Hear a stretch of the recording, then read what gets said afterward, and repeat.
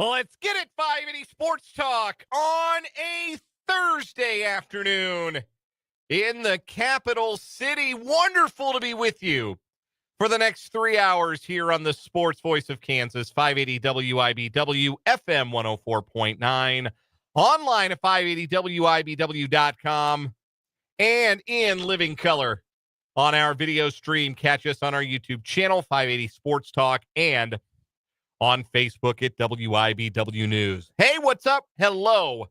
So nice to have you along, however you're consuming the program today. Thanks for being a part of 580 Sports Talk. Dan Lucero, Brendan Dworzinski starting things off with you today. Spencer Dupuy will be along in a bit. 3 hours of sports talk today. No Royals baseball tonight. Day off before a huge series coming up this weekend at the K between the Tigers and the Royals. And the Royals will go into that critical AL Central clash on a winning note, thanks to last night's 3-2 win over the Reds. Not a lot of easy wins this year for the Royals. Not a lot of laughers. They all kind of feel like they come down to the final out, final pitch. A lot of nail biting happening. Yeah. I don't know. I'm much more upset about the fact that there's no baseball today. I hate off days. You're playing essentially like a low impact sport. Like it's like a low cardio sport most of the time. You can play every day. You need some days off every now and again. You need a rain out every now and again. Rain out, fine. I don't see any rain. Sometimes you need a day off. You know who needs about 100 consecutive rainouts? The Colorado Rockies. They need a bunch of rainouts in a row. But hey, they played so well against the Cubs the last 3 days. A very popular, for reasons beyond my understanding, radio host in Chicago this morning said the sweep was as effective as 3 losses for the Cubs because it was a, quote, weak sweep. So the Rockies have that going for them. Sure. If you listen to 670 to the score, you're beyond. You and I will never be friends. Here's my new favorite Colorado Rockies stat. They could play 500 ball from today forward. They could win half of their remaining games. It's almost 100 games. And still lose 100 games. Almost 100 games left, I should say. Yeah. Yeah, that's tough. Yeah, man. That's brutal. That's where they're at. We will talk about a much more pleasant baseball team to talk about, the Royals. Win last night over the Reds. Noah Cameron. Holy moly. The more this goes on, the more real it feels for the rookie from St. Joe, as he was excellent. And again, working into the 7th inning. That's real hoops. Yep. That's old school to a definition of the word. We've enjoyed seeing it from Noah Cameron, and a lot of really good signs, not just the ERA, not just the back of the baseball card numbers, suggesting that Noah Cameron is here to stay for the boys in blue. We'll also give you your daily Jack Caglione update. What if I told you 2 weeks from now is the possibility for Jack Caglione to make his Royal debut? That's what Jeff Passan of ESPN.com seemed to suggest in a column today. And something else that bears watching as Cags continues his development down at AAA Omaha as we wait for him to impact the big league roster. I'll do some work finding a news bulletin sounder for us for the Caglione update. You got our Cags update. Yeah, we're going to do it. We're going to do a Cags update of the day until he's with the big club. So I need the old ABC Nightly World News. Dun, dun, dun, dun. That'd be a direct ripoff of the Dan Patrick Show. Yes. That's been there. Also, Bob Iger would come and beat me up. Yes, that would also happen. And speaking of Noah Cameron, I got some broader thoughts on why it is such a big deal that we're seeing what we're seeing from Noah Cameron, what that could mean for the Royals, not just in 2025, but the long-term future of the organization. Why Noah Cameron being a canary in a coal mine could be a really big deal. So we got some baseball to get to on the show today. We're going to talk some football.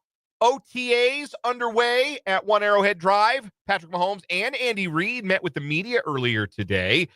Couple of interesting tidbits from that. Plus, Eric Edholm of NFL.com had an article about the most complete teams, complete rosters in 2025. How complete are the Chiefs relative to the competition and maybe relative to recent years? Just how complete is this Chiefs roster? We will get into that. We'll do some college hoops today. With most of the dust having settled on the transfer portal and the roster building portion of the offseason, well, KU and K-State each have a scholarship left to fill, and would anticipate that they would fill it, though would not anticipate it would be with a player that anybody in the United States could speak about with any authority. Let's just say that. We'll take a look at what KU and K-State have roster-wise, and is it good enough right now on paper to get both programs to where they want to go? And let's not kid ourselves, there are different expectations for KU than there are for Kansas State. Whether that should be the case or not is not what we're debating. It's true, so we'll talk about it in that light. Look at who they've got and if it's good enough, frankly. Plus, a new segment we're going to do now and again. We'll call it The Play.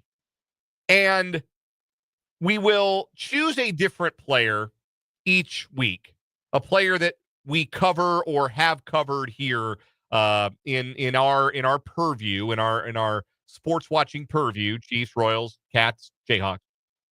We'll pick a player and ask the question, what is the defining highlight of that player's career? What is the play that if someone were to ask you, show me, explain to me this player, what is the defining highlight of that player's career? Either career that has concluded or their career up to this point. And we're going to start with one where I think there are a bunch of different answers because he's a 2-time MVP and a 3-time Super Bowl MVP. Patrick Mahomes.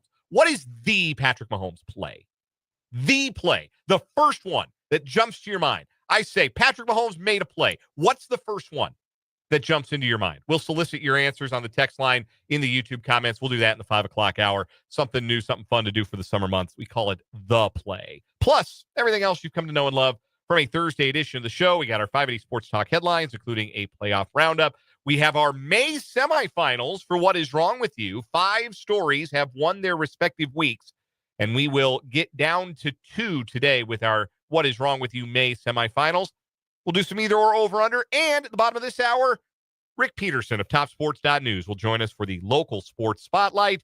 Pistol's probably at a diamond somewhere, I would imagine, today. Pretty safe bet. Yeah, there's a lot happening. The results, unfortunately, for area teams have not been awesome in the early window. Unfortunately, that there have been some first round defeats for teams in Northeast Kansas to start the day in state baseball and state softball. But we'll get Pistol's perspective on that. Recently concluded state golf. Look ahead to state track as well with Pistol. That's coming up in the local sports spotlight at the bottom of this hour. And your thoughts, your comments, your interjections, your complaints, I guess, if you want to wage any of those.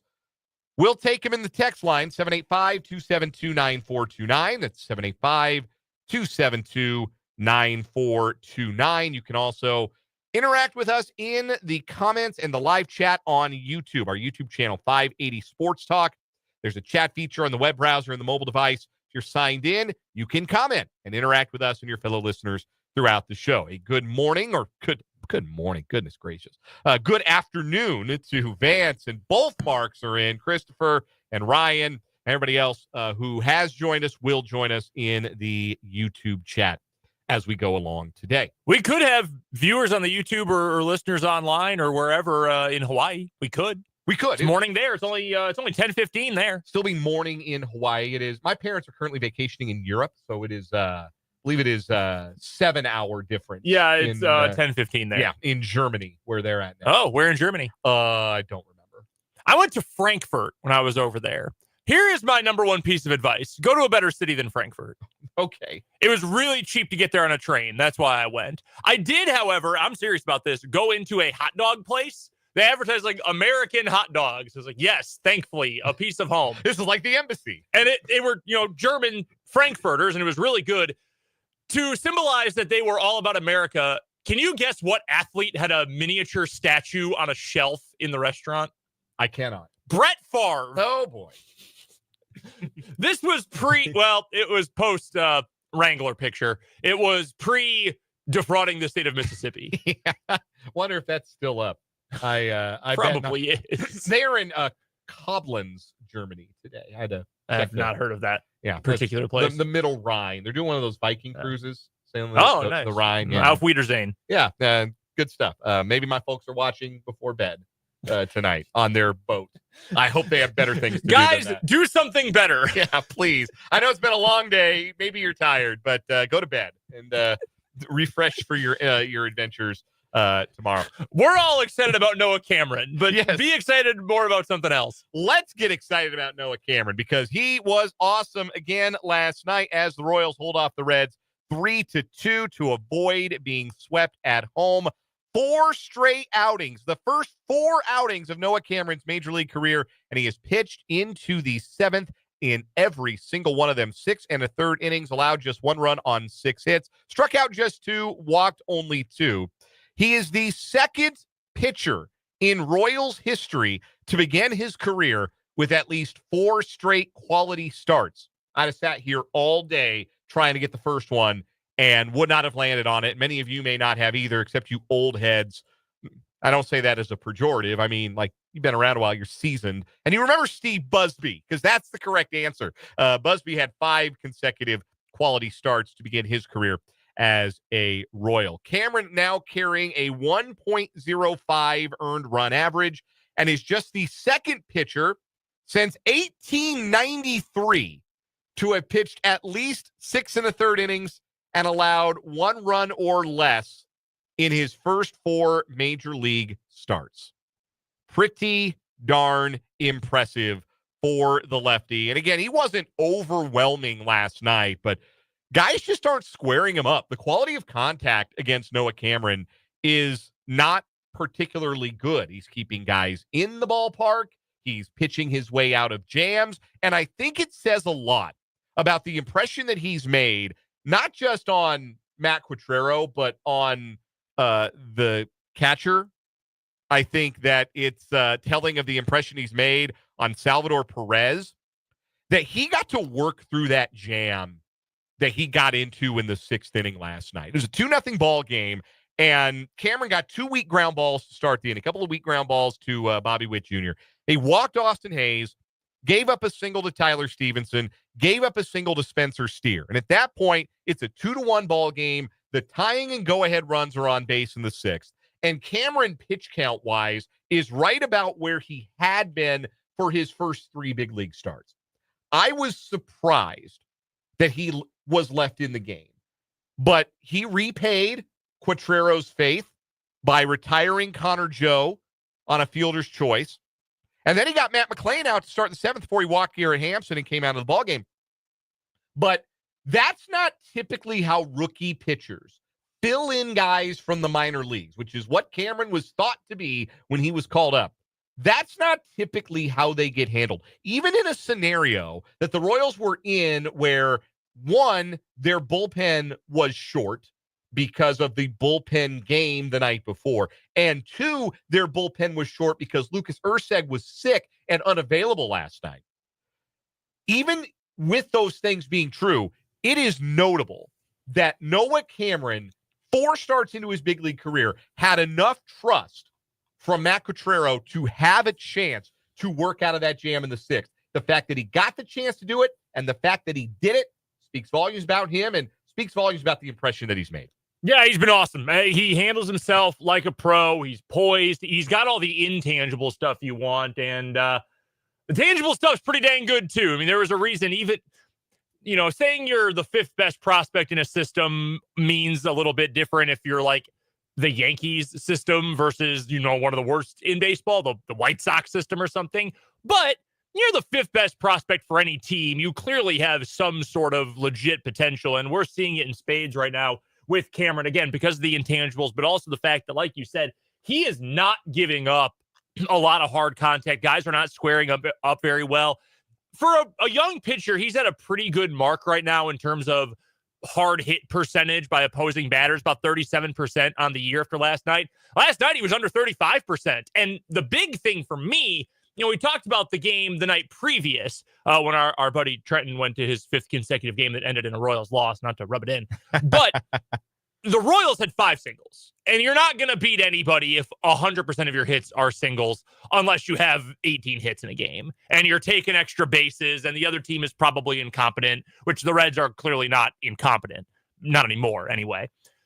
That's what the Reds were doing last night against Noah Cameron. Even the number of balls that they smashed, nothing more than a single. Like, the hardest hit ball of the game, Elly De La Cruz, not a surprise. He hit one, I think it was 108 off the bat, line out. There were a couple ground outs, a few singles in there, but the hardest contact didn't end up doing any sort of damage. And there is some sort of skill level behind that. Very positive stuff, I thought, from Noah Cameron. And it then brings us sort of back to a conversation we had yesterday about what do you do with one of the spots in the rotation when both Lugo and Reagans come back. You don't have to worry about that right now because, well, you have an open spot. You just don't do the bullpen day every 5th spot in the rotation. Awesome. Seth Lugo, there you go. When Cole Reagans comes back within then the next week, you thinking? Next 10 days, something like that? A week to 10 days. I would be surprised if he doesn't make a start towards the end of next week, especially if he does make a rehab start. If he threw a bullpen Wednesday, I would guess they'd like to have him make a rehab start this weekend. Yeah. And that would put him in line to start like Friday, Saturday. So within the next 8 to 10 days, you'll have Cole Reagans back. That's when you've got to end up making the decision. And on one hand, it's hard to determine, well, Lorenzen's the veteran, and yes, his last 2 starts have not been great, but he had been very good before that. What do you do with him? Versus Noah Cameron is the guy with the higher potential at this point. He's younger, got a live arm. He's been so good. I mean, he's been your small sample size, but he's been your second best pitcher after Chris Bubich, who's one of the best stories in all of baseball, and Michael Wacha's right there as well. What do you do? That's a difficult decision to make, I think, at this point, and the trust that Matt Quatrero showed in Noah Cameron last night does make me feel like they would side with Cameron in the rotation at this point. Still, we have to wait and see. That's a good problem to have. That's the flip side of that coin is, man, we have too many legitimate starting pitchers. Yeah. That is extremely valuable. Yeah, if you feel good about whoever your swingman or your 6th guy is, that's a good place to be. And I still feel really good about Michael Lorenzen being either your 5th starter or your swing guy. I have no problem with that. Yeah, I do too. But I think that if you're going to look your 25 other guys in the eye in your clubhouse and say, we got our 5 best guys in the starting rotation to give ourselves a chance to win, especially a team as offensively challenged as the Royals, you got to keep the kid who's posted an ERA of 1.05 in his first 4 starts over the veteran, yes, an accomplished veteran, an all-star at that, in Michael Lorenzen, a former all-star, but also a guy who has struggled in his last handful of starts. I don't think it's much of a decision at all for Matt Quatrero, frankly. And you spoke to the idea of avoiding hard contact. The baseball savant batted ball data. Let's try that in English. Batted ball. I sound like my son. Batted ball data keeps track of barrel percentage. Essentially, what the percentage of balls are that are hit square. And Noah Cameron, again, in just 25 2/3 innings, registering on the very high end, the 91st percentile among major league pitchers in avoiding barrel contact. That's a skill. Now, I do believe that, like, avoiding home runs is a skill.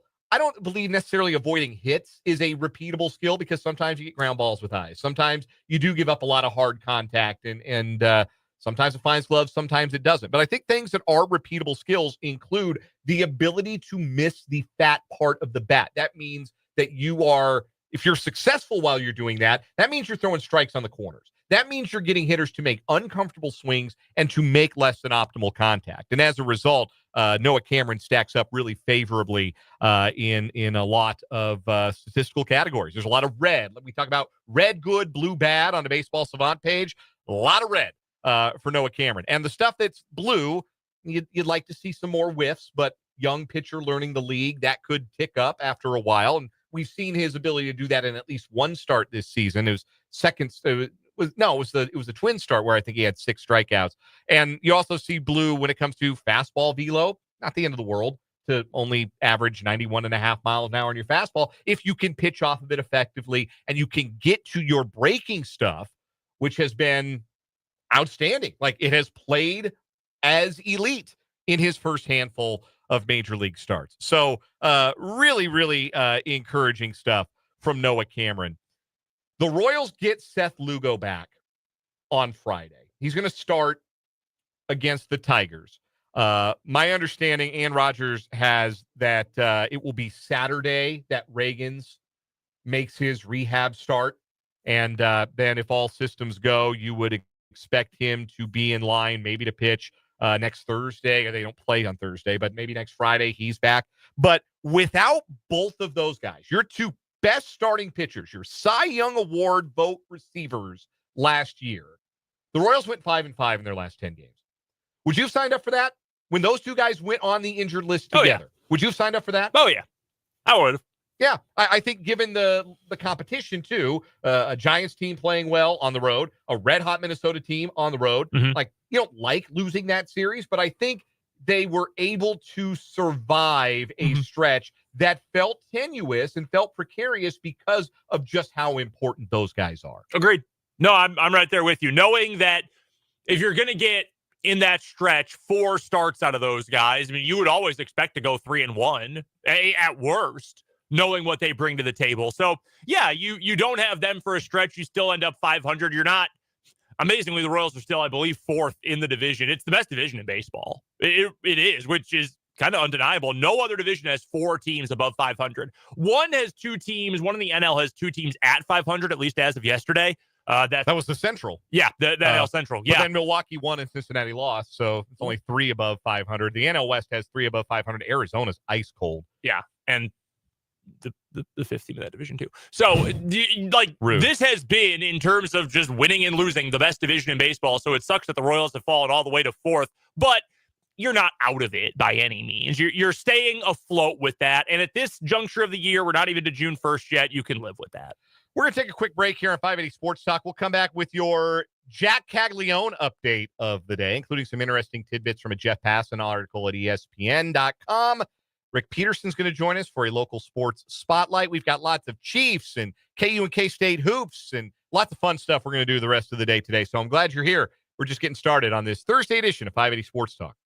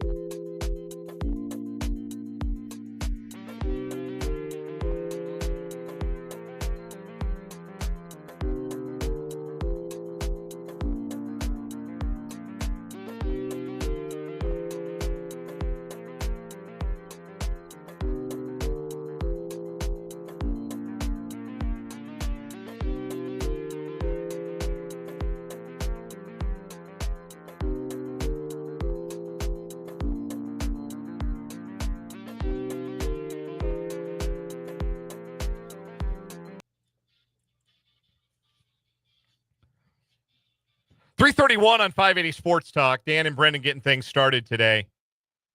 Brendan, mid-immaculate grid. Royals were on the grid today. Turn on your mic. I've got some good ones here. So the Royals were on the grid today with they were a horizontal column. The vertical column, a row, as some people would call it. Yeah, typically, that's a little less verbose. The vertical, called it a horizontal column. Yeah, okay. And then the vertical rows were we were looking for a Royal Padre, a Royal Astro, and a Royal with a 300 season. A Royal who had hit 300 in a season.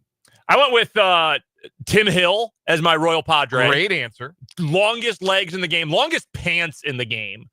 My Astro Royal, Martin Maldonado. That was also mine. Was it really? Yes. 300 plus batting average season with the Royals. All-star Jermaine Dye. Nicely done. Nicely done. Under 1%. Went with Nicky Lopez. Oh, if he makes the big club with the Diamondbacks, that's a sneaky immaculate grid player here because he has bounced around quite a bit in the last 12 months. Yeah, that would be his sixth big league team. Yeah, but no, he did. In 2021, he hit 300 on the button. I remember that because if I remember, that was 21 you said? Yeah, 21. I remember having conversations on this very program with Jake and Fulton about the fact that his hitting profile that year was one of the more unrepeatable we've ever seen in baseball.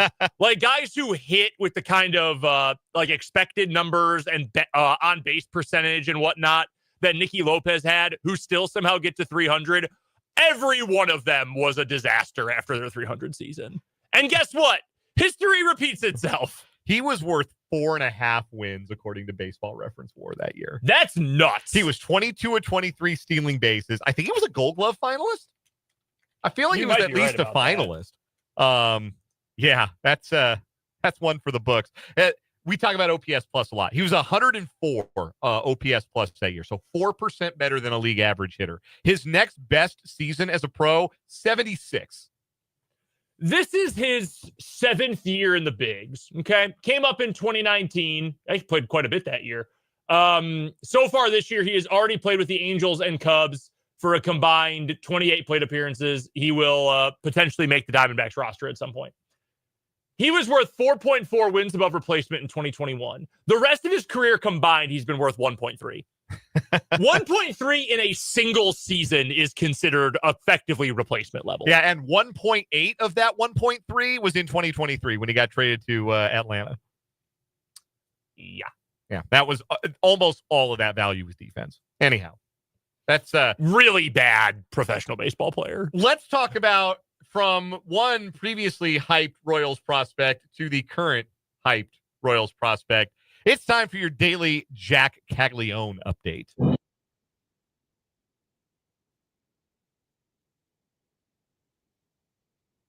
feel like I'm reading like political results for a small market radio station.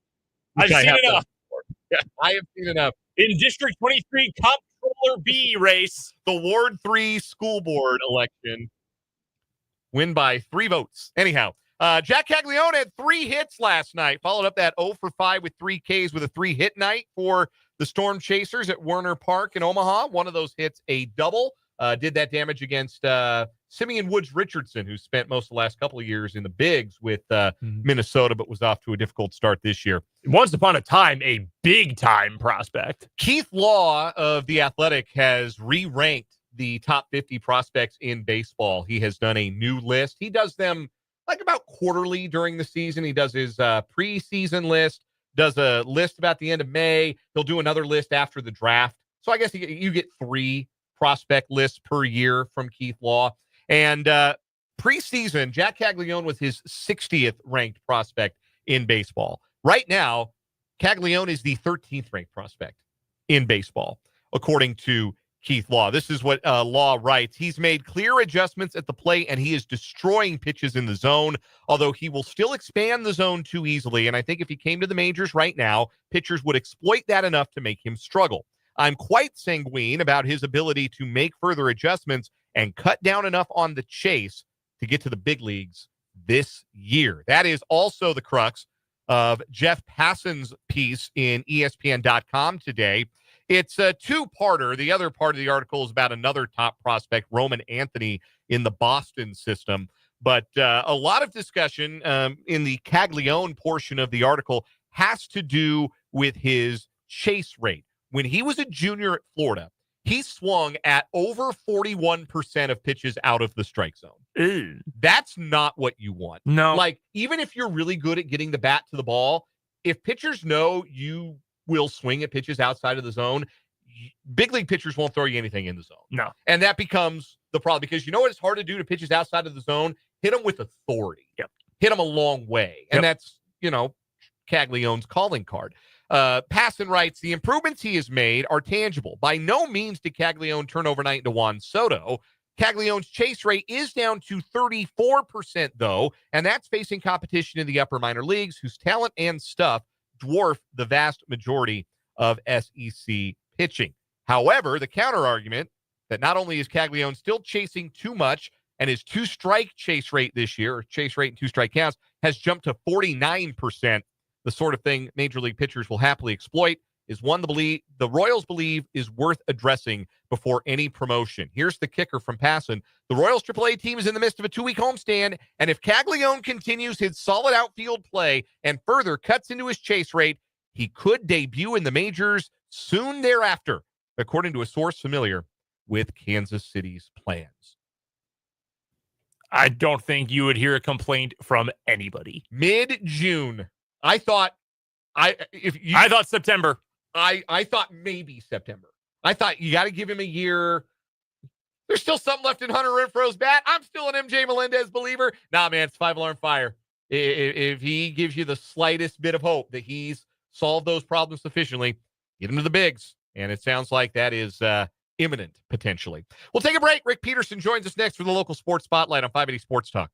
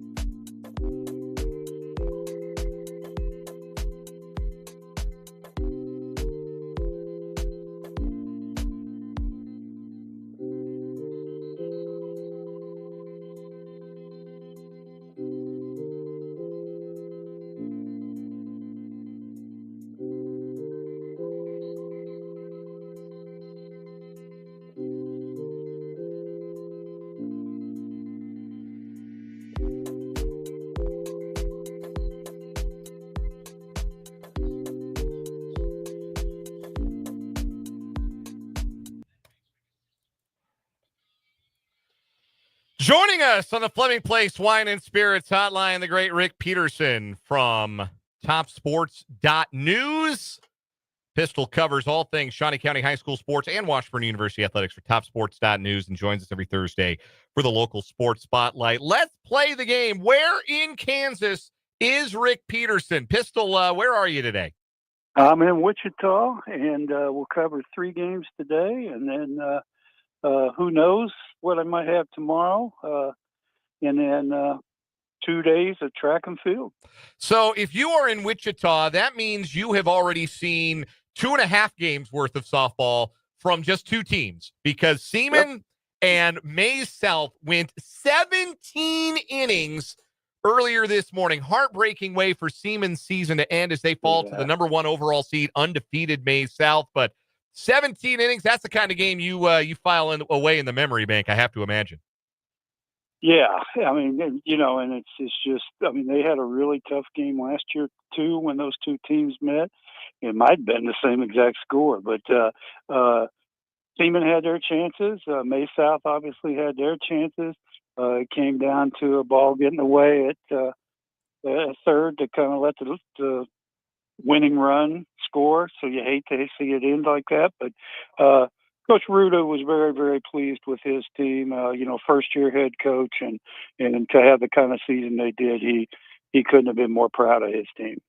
Rick Peterson, our guest for the local sports spotlight here on 580 Sports Talk. Still have Shawnee Heights softball to come today down in Wichita in Class 5A. What do you make of their matchup? Well, I just hope we get to play before midnight. Sure. Because we're already over 2.5 hours late before they even started the second game. And if you have another nail biter or extra inning games, who knows what it might be.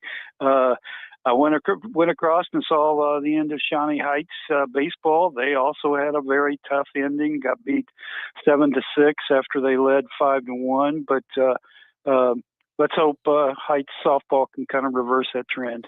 Yes, let's hope they can, because the trend, not just for Topeka schools, but schools in our general area, it's been a bummer of a first round. You mentioned the Shawnee Heights baseball team falling in round 1 by a run to Hayes. Washburn Rural Boys bounced out of 6A baseball.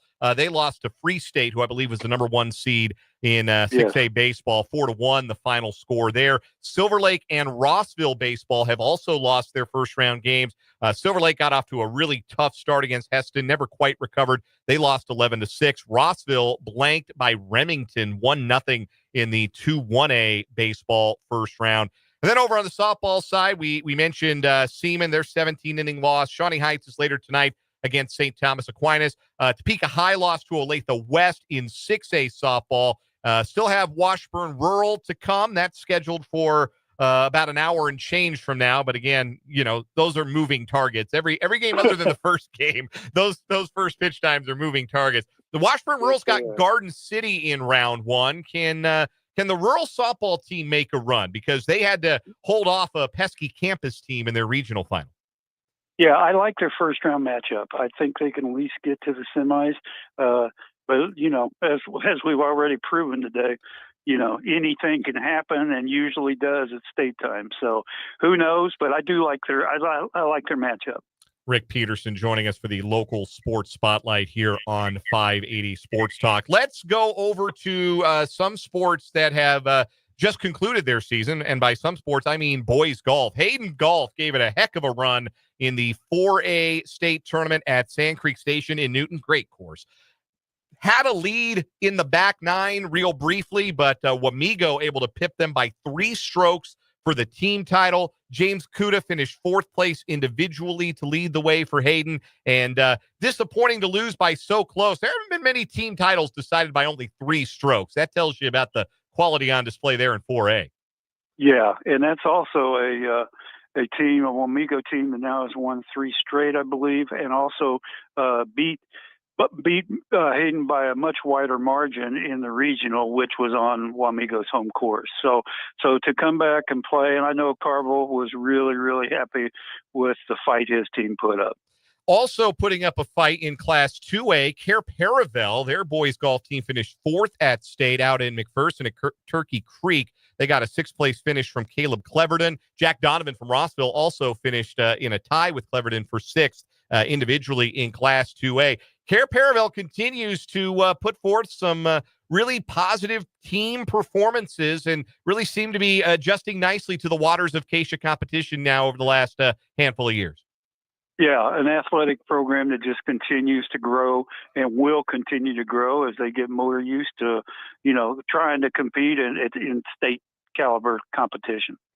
Another sport that has wrapped their season, swimming and diving on the girls' side. The state meet was last week, and a good showing for some local swimmers. Couple of individual medals for Audrey Apin of Washburn Rural. Jocelyn Grace, also multiple-time medalist for Seaman. Kaylee Gregg was 5th in 1-meter diving for Hayden in the Class 5A 1A state meet. So a strong finish for those swimmers. And Audrey Apin, I hope I'm pronouncing it right. I may not be. You can correct me. You are. Audrey, just a junior, but she's already had a terrific career. And I think she's got a chance to maybe even level up as a senior. Yes, and also is a very talented singer and sang the national anthem before the start of the 6A tournament. So wow. That's not something you see every day. No, that's awesome. How many times? I mean, that's got to be a short list. There got to be something in the record book for that, like 2 medals and also sang the anthem. Like one entry. Yep. So that was great, and then. We also got still got 1 game left in the soccer season, and have 2 teams playing for titles, which is very unique too. Yes, perfect segue, Pistol, because I wanted to get to girls soccer as well. There are 2 teams from the city playing for state championships. One of them, the Hayden Lady Wildcats, they beat Lewisburg in a semifinal on Wednesday.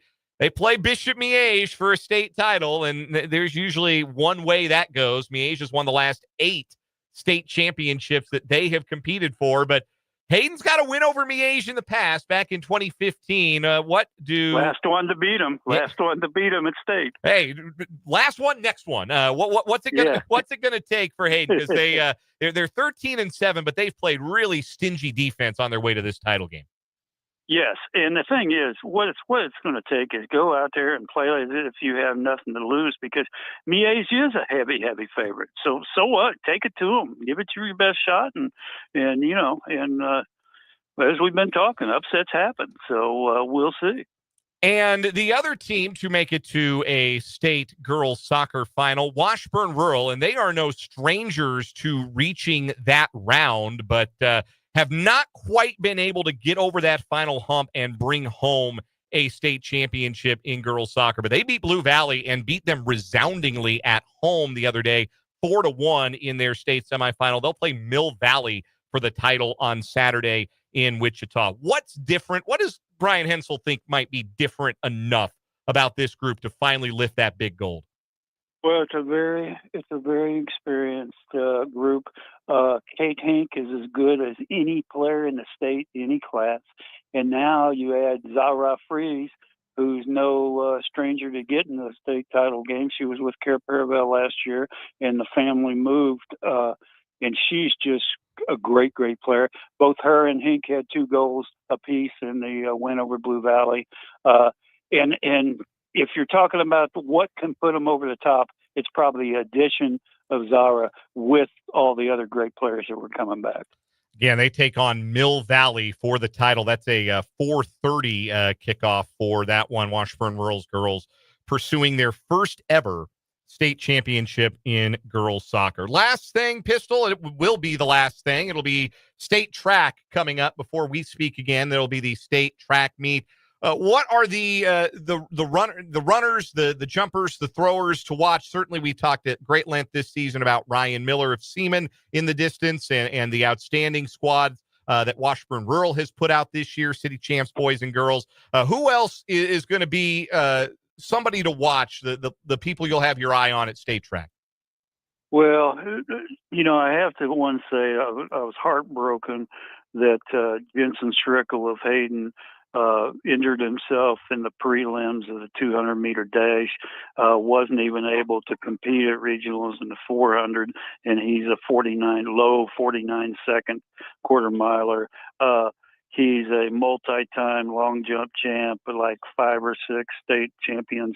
So that hurt, because he would have won 2 or 3 state gold medals again in 4A. But you always start with Ryan Miller, and she will run the 2-mile already tomorrow night, and then everything else on Saturday.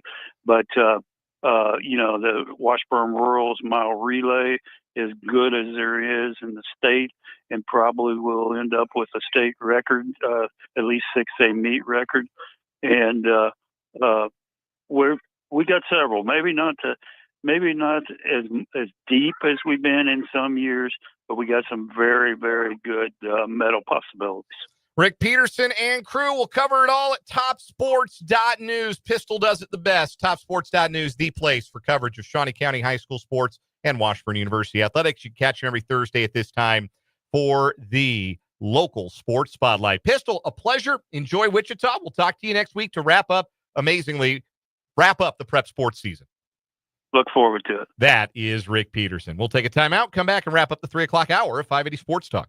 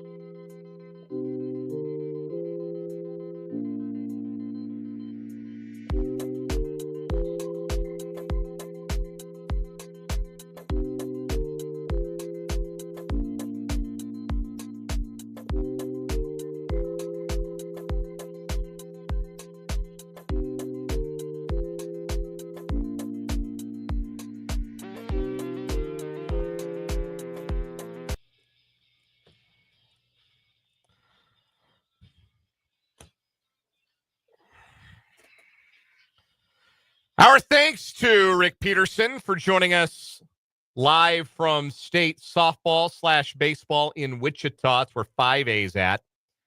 Our thanks to him for joining us for the local sports spotlight. Always appreciate Pistol. Of course, you get caught up on all the results and everything at TopSports.news. One Royals adjacent note I wanted to get to before the hour wraps up, and I know this because he now plays for my favorite team. You know who has been awesome this year? Former Royal opening day starter Brad Keller. Yeah, he has. He has been fantastic. Cubs moved him to the bullpen. Actually, it might have happened before when he was with the White Sox. But he's moved to the bullpen full time. He looks as good as he looked pre-sickness/injury during the COVID year. Like when it was, oh shoot, he's going to be a legit top 2 or 3 starter. He looks like that, but out of the bullpen. He's been the Cubs' best or second best bullpen arm this year. I always liked Keller when he was with the Royals. He got the yips. Yeah, that's man. what it was. He just forgot how to throw strikes for a little bit, but he was a good pitcher as a starter. And I think, like with a lot of guys, it's hard to get the best out of them in 6 innings, But if they know they're only going to go 1 or 2, they can really hone in on the good stuff, and it's really panned out. But it's been cool. Easy guy to root for. Yeah, he and the strike zone were not on speaking terms when he left Kansas City in 2023. Did surface with a couple of different teams last year, both color socks, white and red, in 2024, but has certainly found a home. Forgot he was with the Red Sox. On the north side of Chicago. He's been outstanding out of their bullpen. He's now kind of become their primary setup guy, and that's a pretty cool story, and it speaks to what had been a problem for the Royals for a long time, the pitcher development, and what might be turning in a positive direction. You see a story like Noah Cameron. We'll get to that more later on. But first, in the 4 o'clock hour, we're talking Chiefs on the first day of OTAs, May semifinals of What Is Wrong With You, K-State, KU Hoops. That's coming up, 580 Sports Talk.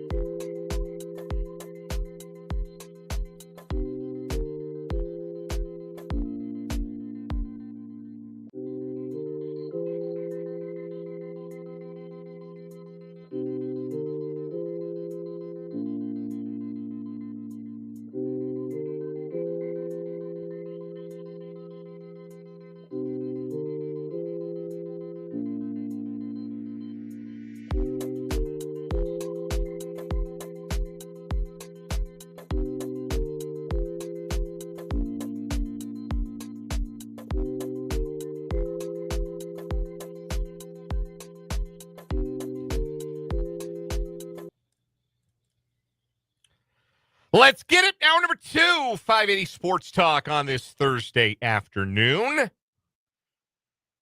Royals day off, but not us. We got you for 2 more hours until 6 o'clock here on the Sports Voice of Kansas, 580 WIBW FM 104.9, online at 580WIBW.com, and in moving picture form. You can watch us on our YouTube channel, 580 Sports Talk, and on Facebook at WIBW News. We've got talkies now. Yeah.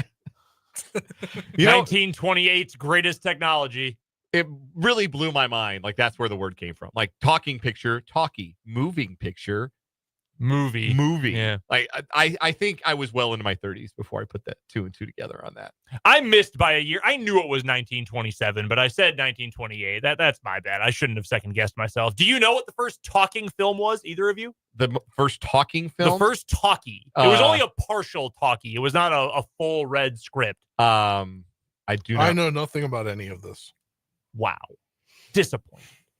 Do you know? Non-film knower Spencer Dupuis. Also, yeah, I don't know. You're going to tell me, it's like, was it like The Music Man? You're close. Music is the key part of it. It's the jazz singer. The jazz singer. Al That's what it was. Jolson. Yeah. I was close. It was largely silent, but there was some talking, including 6 songs performed by Al Jolson. I had to look that part up. I did not know that. Didn't know that. That'll win you a game of Trivial Pursuit. They might still play Trivial Pursuit. Is that a thing people still do? Is it still a game show? I know it was a game show at one point. Moops. Oh, man. Shout out to the Seinfeld fans out there. Anyway, we've got 2 more hours of sports talk. It's the talk. Moors. It says Moops. The gang is all here. Dan Lucero, Brendan Brzezinski, Spencer Dupuis. Coming up this hour of 580 Sports Talk, what does it mean to be a complete team, and how complete are the Kansas City Chiefs? Plus, Patrick Mahomes and Andy Reid spoke earlier today. Couple of interesting tidbits from what we heard from the head coach and QB1. We've got our May semifinals on What Is Wrong With You. 5 stories. We'll get down to 2. We have our final 5 from the month of May. We got our short week winners in the play-in.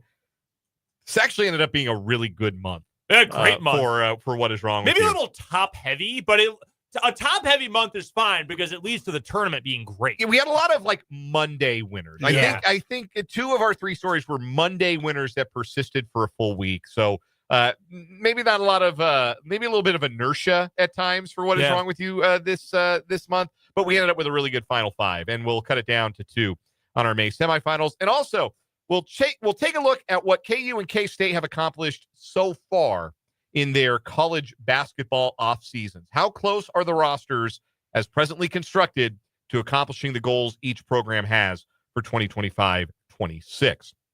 That's all still to come. We want to hear from you on the program today. The text line is open, 785-272-9429. That's 785-272-9429. We want to hear from you as well if you are watching on our YouTube channel, 580 Sports Talk. Subscribe to the channel, first and foremost, if you have not done that yet. You don't have to stick around and watch the whole thing after you subscribe. You should, though. You should. But, yeah, go to your YouTube. Go to YouTube on your phone or your tablet or the web browser. You're signed in, probably. You've got a Google account. Just go click that subscribe button. Go make that number go up for us. Get Brendan and I closer to our arm wrestling match, which we've promised to do. The more subscribers we will do it. Yeah, we will absolutely do it. You just got to go subscribe. Right now at our on our YouTube channel.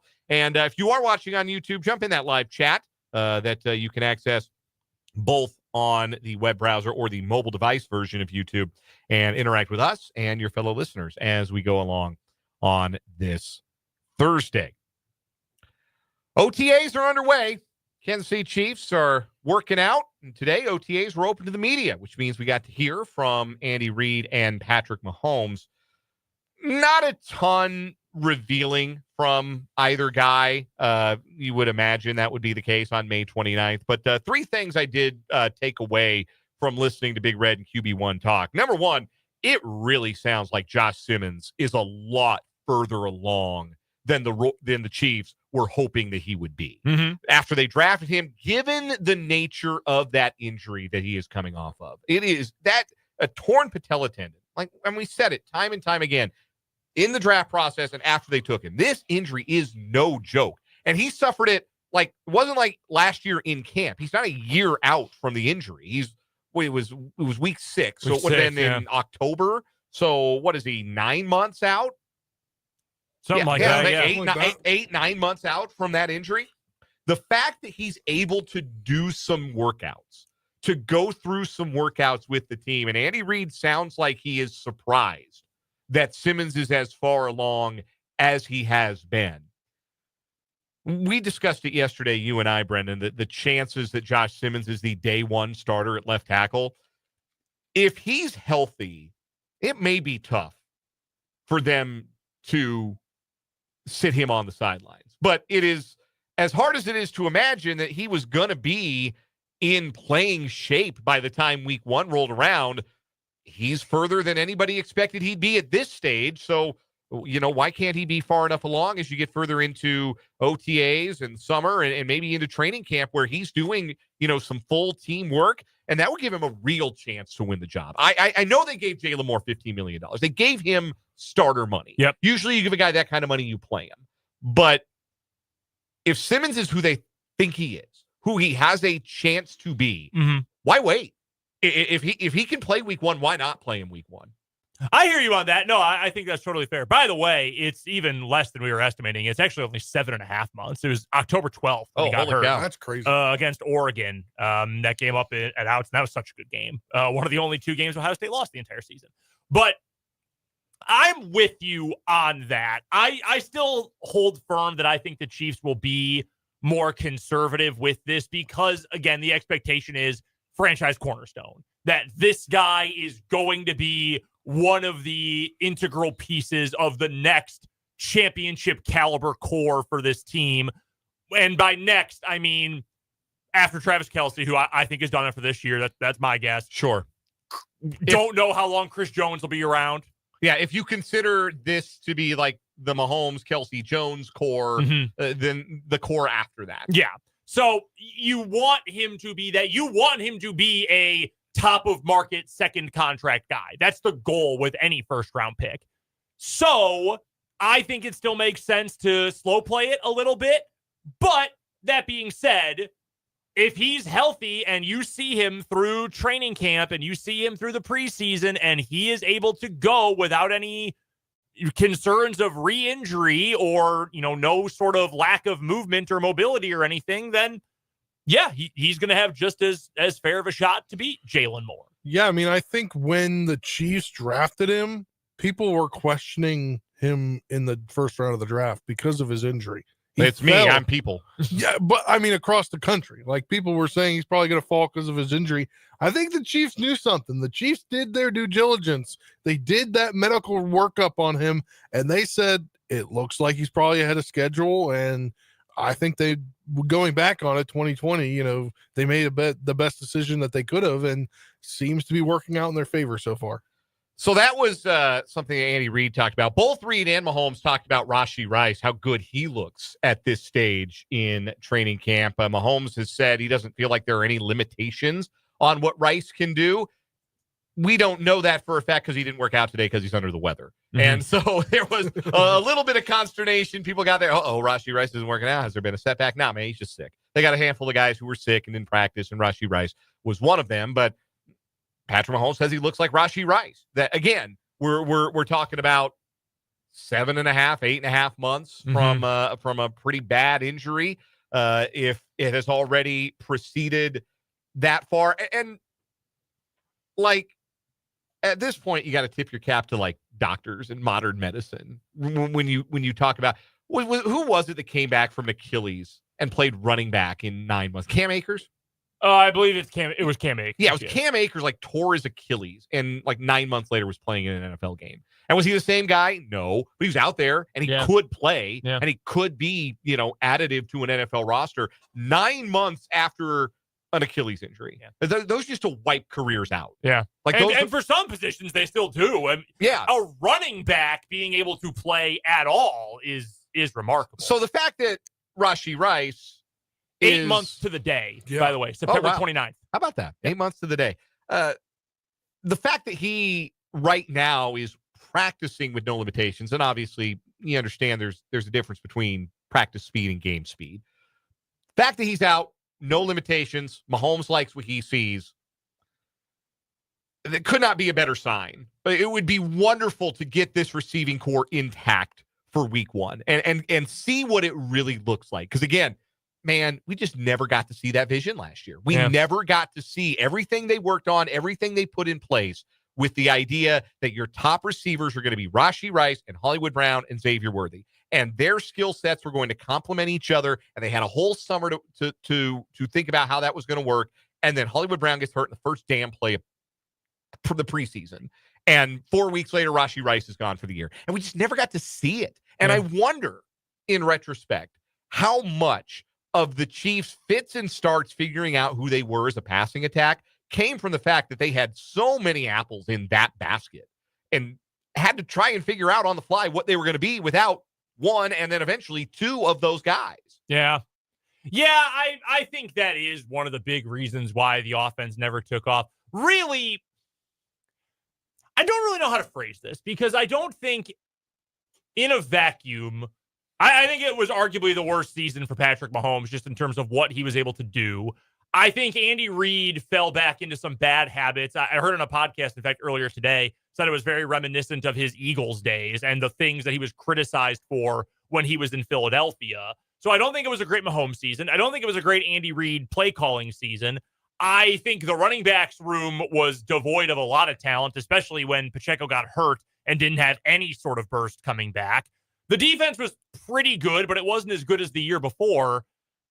And yet they went 15-2, could have won 16, but they just didn't bother in week 18 and made it to the Super Bowl. So all of those things together makes you say, yeah, that's a team that made it to the divisional round, but you know, was kind of on borrowed time. Well, they took that borrowed time all the way to the Super Bowl and played a really good game against the Bills in the AFC Championship game. Let's not forget that. Like, you know, the lasting image is, oh yeah, they got embarrassed in the Super Bowl. And they did. They were one of the 3 best teams in the league and took out one of the other 2 best teams in the league in Buffalo in the AFC Championship game.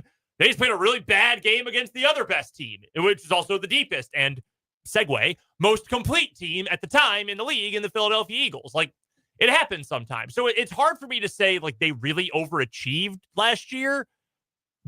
So and going into this year then with the obvious improvement of having Rice and having Brown, assuming they're both able to stay healthy, and being like blatantly obvious, you cannot rely on Travis Kelce to be what he was anymore. Like, if they tried to have Travis Kelce still do 2019 Travis Kelce stuff, this is not going to end well. Yeah. Because I hope that they are also clearly aware of that. It felt like that was kind of the fallback last year. Yeah. And now they know that it can't be. And now hopefully it won't have to be because you'll have the wide receiver room that you hope to have with the addition of a Jalen Royals who can do some of the stuff that Rashee Rice does if for whatever reason Rice is limited, misses games. And the other hope I have too, you want to talk about history repeating itself, is in 2021, yes, the Chiefs did still have Tyreek Hill at that point. They didn't move on from him until the following offseason. But with the evolution of every defense in the NFL playing split safety too high shell and essentially building the entire NFL's collective defense to avoid the Chiefs beating you over the top, there was some crap that year from the passing game. I mean, it was some nasty stuff. Tyreek Hill, certain moments in dropping a bunch of passes didn't help as well. It took until that next year, that 22 season, the team that won Super Bowl 57, for them to figure out, okay, that is not going to be there the way it's been there in the past. How are we going to adapt and keep some explosion in the offense while also maximizing efficiency against those defenses? My hope is that, okay, we cannot build the entire plane out of Travis Kelce anymore. I hope that was last year as the adjustment year. And now with Rashee Rice as the replacement, not because he's built like Travis Kelce, but because that's kind of the guy whose unique skill set you can build the offense around. With him back, with more depth, hopefully healthy, you can get into a place where, all right, we can now adjust to a post-Kelce world, even if we still have him for, 50 catches on the year. One other thing to take away from Mahomes at the podium today, he was asked about the Olympic flag football possibilities now in front of NFL players for 2028 Los Angeles. Said it was a cool thing, great for the league, great for the participation in the Olympics. Says he's going to leave that to the younger guys. Mahomes will be 33 in 2028 when those Olympics are contested. It's funny to hear him refer to the younger guys. Yeah, it is pretty wild that he's about to turn 30, isn't it? Yeah. It really does sometimes feel like it was just yesterday. He had completely taken the NFL by storm and really America to a degree. I do wonder how many guys like that we know now that we think about like, oh man, that dude would be awesome on an Olympic flag football team. How many of those guys are going to be, late 20s, 30s, when 2028 rolls around, who are going to say, yeah, man, no thanks. I don't want to put my body through that. Don't need that. Don't need to risk that. I mean, even Lamar, I know, was it you who drafted him in your fantasy flag football draft last week? Yes, it was me. He'll be 31 by the time the 28 Olympics roll around. I'd still take him. I would too. But my point being more like, this is already a dude who misses a game once a year because he has explosive diarrhea. Yeah. Like, with all the extra hits he's going to take between now and then, it's true. We didn't need to make a sound effect. No, that was a little over the top. But that's okay. He's going to take a lot of hits in the next 3 football seasons before then. Like, would he want to at that point?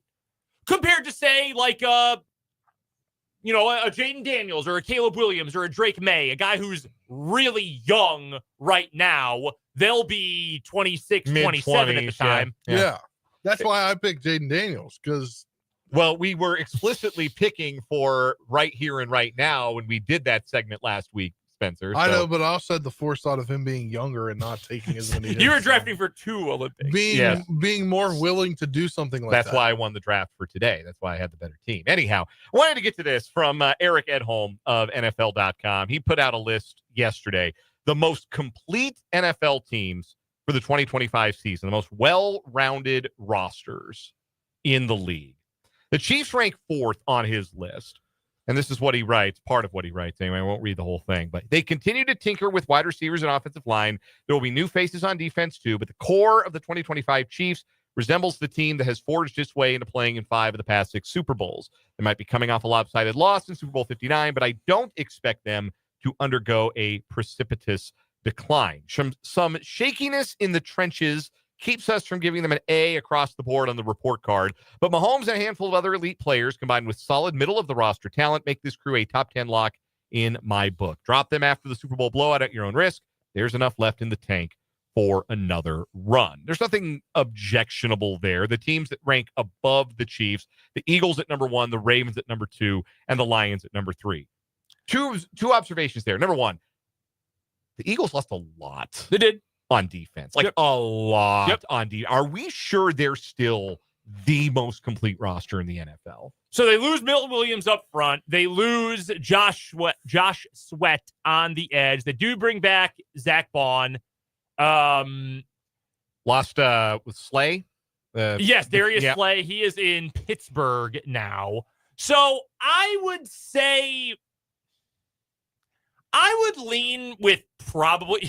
Did you know that's where Joshua Uche ended up? I did not. No, I did not know that. I'm just learning that for the first time. That Josh Uche is with the Eagles now. Oh yeah, I knew that, and I was like, wait, the Eagles didn't see him in the Super Bowl because he was not dressed. Yeah. So you're kind of betting on what we know about the Eagles at this point. Like offensively, yes. Their wide receiver room is good. Their tight end room is really good. Their offensive line still might be the best in football. Their quarterback is good. Even if you're down on him, he's obviously good and a gamer, to say the least. Like, yeah, offense without question for me. Defense, you're kind of making a bet because they do still have some star power. Jalen Carter, Nolan Smith blew up last year. He was great. Safety play is awesome. Their nickel, Cooper DeJean, I think is going to be great. But, like, Jalix Hunt is going to start on the edge for them. He had some really good moments at the end of last year. Can he do that for a full year? We have no idea. There's no way to know. I just think they lost a lot of their depth. And a lot of their, I mean, you say depth, you think about, they lost like 3rd defensive tackle. Like the Chiefs lost a depth piece in Turk Wharton, a good depth piece, but a depth piece. The Eagles lost arguably their 2 best defensive players from the Super Bowl this last year. Like that's going to be, I think, a little tougher to replace. And I guess the broader point, when you look at the Chiefs, like, I don't think there's a position group where I would give them like a C grade. Like there's nothing I would say is a C. Like if you want to be harsh on the defensive tackle group, but like no group with Chris Jones should ever be below a B. Yeah, and I think that Omari Norman-Lott as a rookie and Jerry Tillery can recreate Turk Wharton and Derek Nottie in the aggregate. Like I don't think they've taken a dramatic step backward at that position, and I wouldn't have called it a weakness last year. Wide receiver, I think they're better, particularly if Rashee Rice is healthy for week 1. Offensive line, did they take a step back with the loss of Joe Thuney? Sure. You want to tell me that?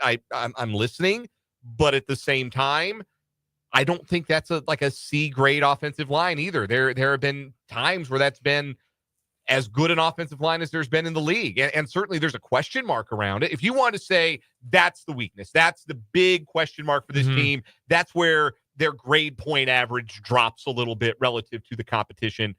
I'm receptive to that argument, but I just don't think there are defined weaknesses with the Chiefs the way that I would consider like offensive line and special teams to be weaknesses for the Ravens, who are number 2 on this list. Out of curiosity, before I get back to the Eagles and the Ravens, what would you rate the tight end room?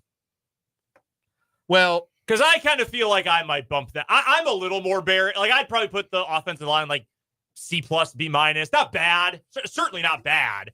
And I think if Suamanaia can run block the way we think he can, that helps the offense a lot. Because you know what really stunk after Joe Thuney moved from left guard to left tackle? The run game. The power run game, it was bad. Disappeared. So that could be a big deal. And I don't want to completely discredit that.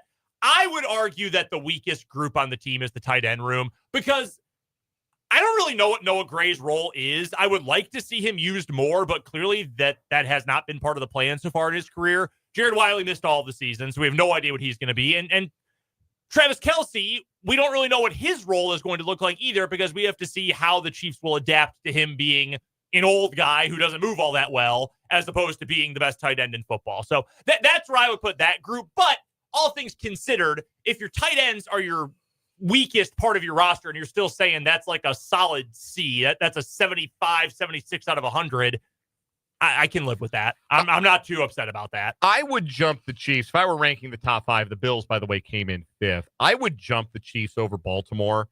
Really? I was going to say I'd put Baltimore number 1. Interesting. I worry about that offensive line.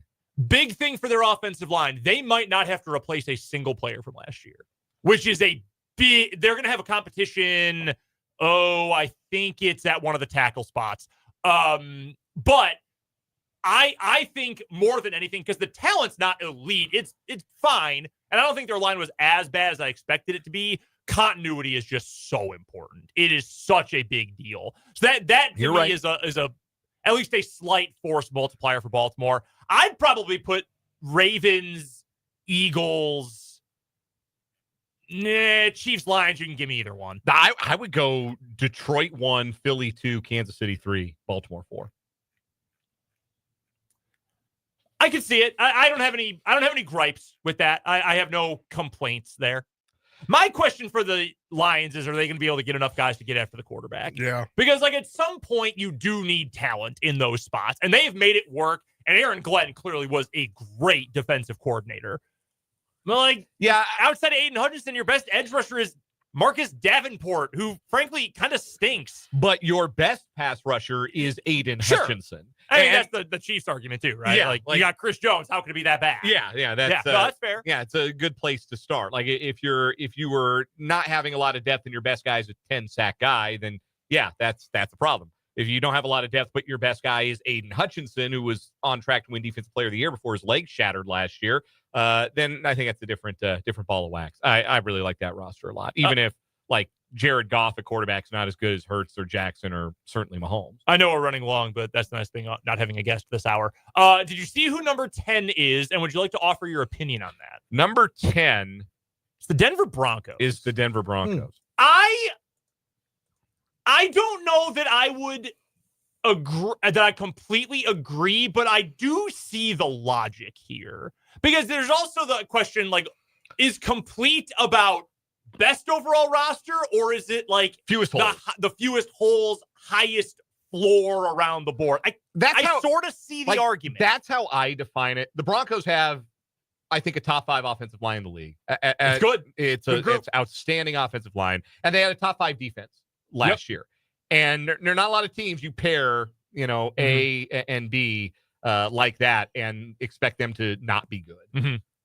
The question is, do they have playmakers? Like, that's what happened in the playoffs last year. They went up against Buffalo, and Buffalo had a playmaker, and Denver had no playmakers. And I still don't think they have any playmakers. All due respect to Evan Ingram, I still don't think they have any playmakers on that offense. Yeah, Ingram is very much in I'll believe it when I see it. Like, he's so much more been idea than production. Yeah, he's gonna catch 80 passes. Cool. Yeah. Like, do you game plan around Evan Ingram? No. Nobody's ever game planned around Evan Ingram. Because he can't block. Yeah. He does one thing. And that's fine. He's decent at it, but he does one thing. And I don't think their quarterback elevates their skill guys. Like, a guy like Mahomes, Allen, Jackson, those guys elevate skill guys. Yeah. Bo Nix is not going to elevate your skill group. That's fair. No, totally fair. So for me, their skill group is so weak to me. And that's with me giving credit to Nix for being better than I thought he was going to be as a rookie. Their skill group is so weak for me outside of that I can't put them in the top 10. But I understand why you would make the argument because defensively they're strong at all 3 levels and they're outstanding in the trenches. I do love Marvin Mims. He's a fun player. Yeah. Is he a good player or is he a fun player? I think he is good, but he's more fun than good.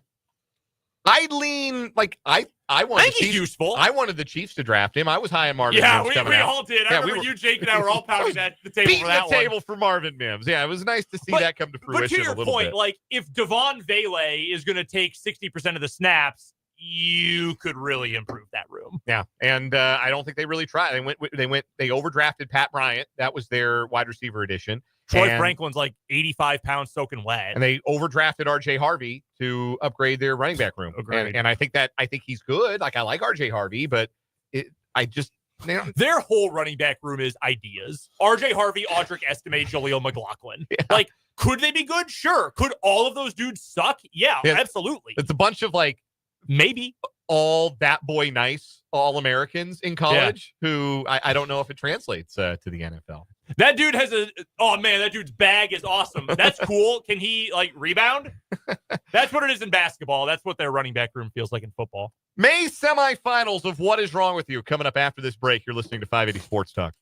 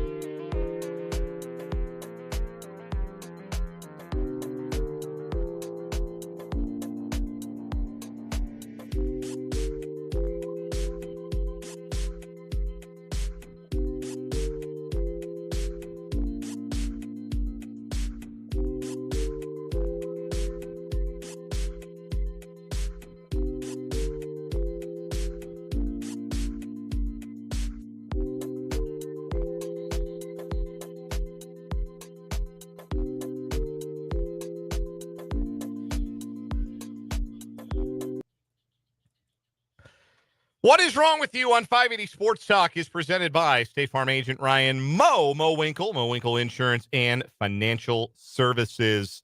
You may need some help navigating the confusing world of insurance and financial services, but don't you fret. Mo knows. You give him a call, 785-273-1572. Let him see what he can do for you. It is time for the May semifinals of What is Wrong with You. We got 2 more days, 2 more shows left in the month. So tomorrow we'll crown a champion, but first we got to get from 5 weekly winners down to 2. And as is always the case, if there is a short week, there are typically 2 short weeks. The week we begin the month and the week that we have cut short so we can crown a champion. We pit those 2 short week champions against each other in the play-in game. So our play-in game is this week's winner. He who smelt it dealt a beating. A gentleman in Pennsylvania who punched an elderly man in the head after that man farted in line at the plasma donation center, the plasma center. 39-year-old man struck an elderly man in the head after that elderly man passed gas. The 39-year-old man in question, Chaz Pearson, then also punched the man's son and faces some assault charges. That takes on our early month winner. Also a story of things omitted from the exit door in the state of Pennsylvania. The Delco Pooper. This is classic Delaware County. The woman who, in a road rage incident, got out of her car, went onto the hood of another car, and dropped trow and took a dump on the hood of the car. 42-year-old woman who has been charged with several offenses. Her name is Christina Solomedo. And, she's the Delco Pooper. Wow. Police say she told them, quote, "It was a clean poop. I didn't even have to wipe." I don't trust that.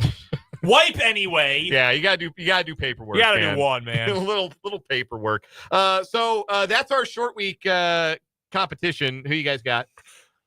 I am going to go with he who smelt it dealt a beating. The Delco Pooper's nuts, but we've had plenty of rogue pooping stories before. I was a monthly winner at one point in the pad. Remember the poop story? Yeah, you know which one I'm talking about. The jogger, I was just dropping trow at 7 a.m. A serial pooper. Yeah, this was like in 2018, 2019. Yeah, the serial pooper. Yeah. We've had those before. I like the other story a little bit better. I agree. This probably happens like every other day in South Philly anyway. So he who smelt it dealt a beating advances. I will side with you. It is advancing out of the play-in to meet the cool mom. It's the woman from Texas who brought Jell-O shots to a school party that had real booze in them. The 33-year-old woman was charged with injury to a child because a bunch of 5th graders got litty on these Jell-O shots that she bought off of Facebook. Yeah, there you go. There's the kicker. I am going with the cool mom here. Yeah, me too. It's the double-edged sword.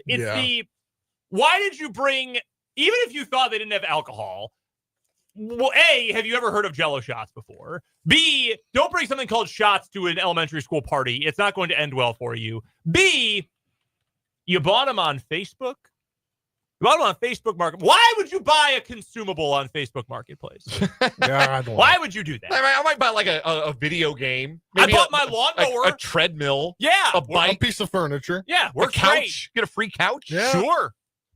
Yeah. Not, by the way, I have a desk on Facebook Marketplace right now. If you need a desk, we're desperately trying to get it out of my garage. So I think it's like $15 if you want it. Send me a picture. All right, I will. Okay. All right. So the cool mom. I'm not dropping the price. It's a clean sweep. The cool mom is one of our finalists for the month of May. Our other semifinal features a dead man, a hog farm, a nun, and a good bottle of bourbon. That's a 57-year-old guy from New York who wanted his girlfriend's baby daddy killed and fed to pigs. And, of course, the people he thought were going to help him rent a van and use their pigs, they were all informants for the FBI. Because, say it with me, folks, nobody wants to help you do crime. Nope. Nobody wants to help you do crime, especially that kind of crime. Now, a murder for hire scheme. You're not finding perfect strangers that are like, yes, I will help you feed this man whom I do not know and have no beef with to pigs after you kill him. I will absolutely do that. That sounds like a great idea. The price, a bottle of wild turkey? Yes, I will do it merely for a bottle of wild turkey. That's what this guy thought. Anyway, that's that story. The other story, the burnt biscuit blowout. A Popeyes manager in North Carolina accused of shooting his coworker because the coworker burnt the biscuits. And like I said at the time that we had the story, I get it. A burnt Popeyes biscuit is truly tragic. If you've ever been to a Popeyes, you're like not entirely surprised by this story, right? No, Popeyes is lawless. Yeah, it really is. It doesn't matter what state you're in. It doesn't matter like what part of town the Popeyes is in. Popeyes is a lawless place. Will you get what you ordered? Probably not. Will they have the thing that you came to order? Bet they don't. Will it be in a timely manner? Absolutely No. not. Will they You're have waiting 30, 40 minutes. Will you have your favorite dipping sauce? But will it be tasty? It will be Probably. delicious, and you will get. It's not where you get what you want. Popeyes is not where you get what you want. Popeyes is where you get what you need. That all said, I am going to go with the dead man, the hog farmer, the nun, and the good bottle of bourbon. Usually, or oftentimes, not usually, oftentimes the simplicity is a determining factor for me. Sure. This time I'm going with the more complex story. It is just such a tangled web of nonsense that I'm going to go with that one. That he thought it was a good idea first. Many folks do when they're committing crimes. I'm going to off my girl's baby Yeah. mama and once he gets out of prison, and then I will feed his body to pigs so it will not come back to me. And then I'm going to tell a bunch of people about it who I don't know that definitely have my best interests in mind. Yeah. Nah, man, they're all working for the FBI. I'm going to side with you there. So there it is. That is our championship matchup for tomorrow. The cool mom against the dead man, the hog farm, the nun, and the good bottle of bourbon. That will be our championship match on tomorrow's edition of What Is Wrong With You, sponsored by State Farm agent Ryan Mo Winkle and Mo Winkle Insurance and Financial Services. Visit his website, Ryan Mo Winkle. That's MOHWINKLE.com. We'll take a break, come back, talk a little college hoops. Where do KU and K-State's rosters stand with most of the dust settled on the transfer portal? That's coming up on 580 Sports Talk.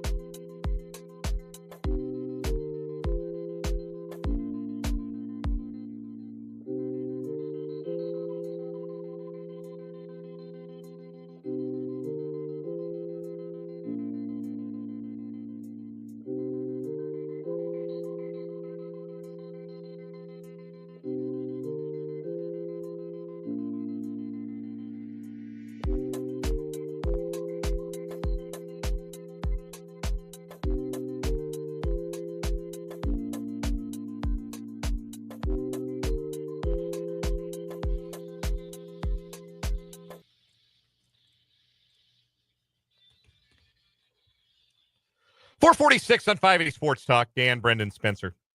Coming up in the 5 o'clock hour, Debut of a new segment we're going to do, a recurring segment on the show called The Play.